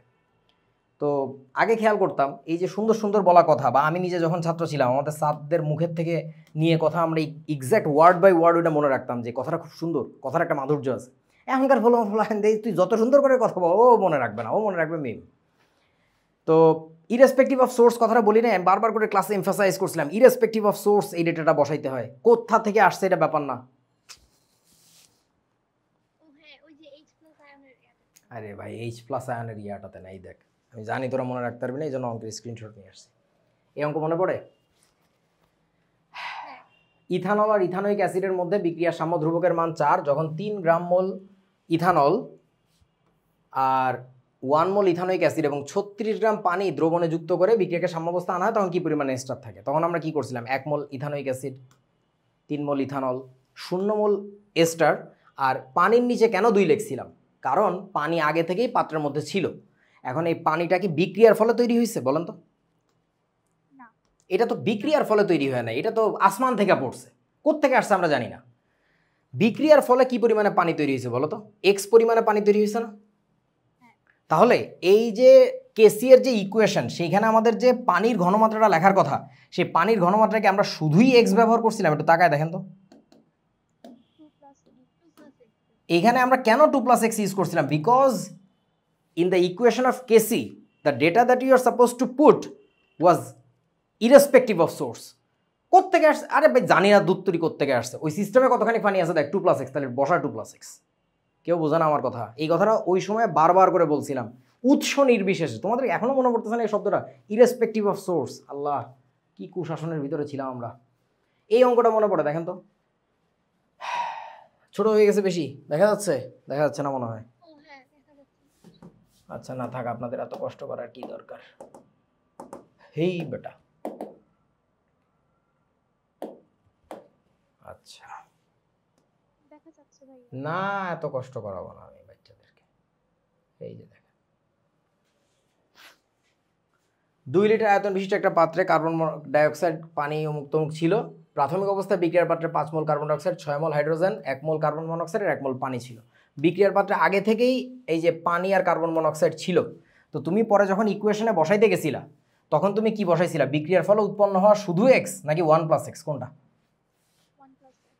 কেন কেন এই সময় বারবার এক্স্যাক্টলি হাত নেড়ে নেড়ে এইভাবে বলছিলাম? তুমি যদি ভিডিওটা আবার দেখো যে ইরেসপেক্টিভ অফ সোর্স বসাইতে হয়। কোথা থেকে আসছে? আগেকার 1 মোল তো আসমান থেকে পড়ছিল, আল্লাহর রহমতের পানি। ওই রহমতের পানি শুদ্ধ তোমার বিক্রিয়া উৎপন্ন হওয়া পানি, পুরাটাই বসাইতে হবে এই জায়গায়। এইখানে দেখেন তো কি হয়েছিল, এই অঙ্কটা মনে পড়ে কিনা দেখেন তো। পরেই করাইছিলাম, ওইটার পরের অঙ্ক এইটা। এটা একটা নির্দিষ্ট তাপমাত্রায় এই বিক্রিয়ার সাম্য ধ্রুবক 16 যদি বিক্রিয়ার শুরুতে 1 লিটারের পাত্রে প্রতিটি গ্যাসের পরিমাণ 1 মোল থাকে, প্রত্যেকটা গ্যাসের পরিমাণ 1 মোল ছিল, তার মানে কি আগে থেকে যে 1 মোল ছিল এটার 1 মোল ছিল, পরে বিক্রিয়ার ফলে তৈরি হয়েছিল x মোল, তাহলে কি বসাইছিল তুমি? 1 + x বসাইছিল না? মনে পড়ে? 1 + x, 1 + x। কারোর কিছু মনে পড়ে না? হয়েছে? আপনাদের স্মরণ পড়ছে? আচ্ছা, সো ঘটনা হচ্ছে দেখেন ভাই, এইটাই হইল খেলা, এইটাই হইল গিয়ে খেলা। আমি কি করতেছি আমি নিজেও জানি না। আচ্ছা,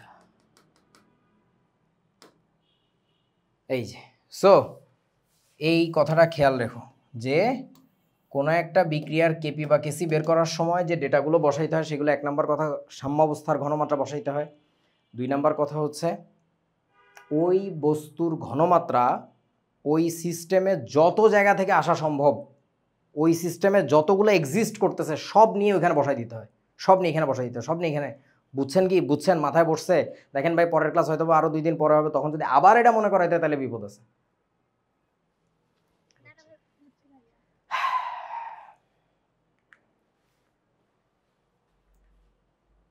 হেন্ডারসন হ্যাসেলবাগ সমীকরণ আগামী দিনের প্রমাণের জিনিস। আজকে জাস্ট আমি ইকুয়েশনটা লিখে রাখি, সমীকরণটা দেখে রাখেন, আগামী দিন প্রমাণ হবে ইনশাল্লাহ। পিএইচ ইকুয়াল টু হচ্ছে পিকেএ প্লাস লগ অফ সল্টের ঘনমাত্রা বাই অ্যাসিডের ঘনমাত্রা। যদিও সূত্রটা ভুল, এইভাবে এই বইতে লেখা থাকে।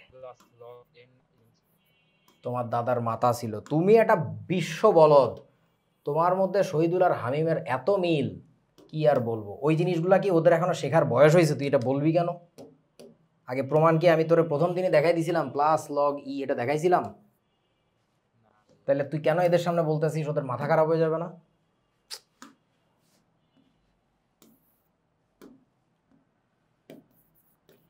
এইটুকু বইতে আছে, আগে এটা শেখো। দেখো, এটা হচ্ছে কাদের জন্য? এটা হচ্ছে অ্যাসিডিক বাফারের জন্য। অ্যাসিডিক বাফারের জন্য একটা অম্লীয় বাফার হইলে তার পিএইচ কাউন্ট করবো কেমনে, সেটা সূত্র হচ্ছে এটা। আর ক্ষারীয় বাফারের সূত্র হচ্ছে এটা। অ্যাসিডিক যে কোনো দ্রবণের আগে কি পিএইচ বের করা যায় নাকি আগে পি অফ ওএইচ বের করতে হয় বলেন তো?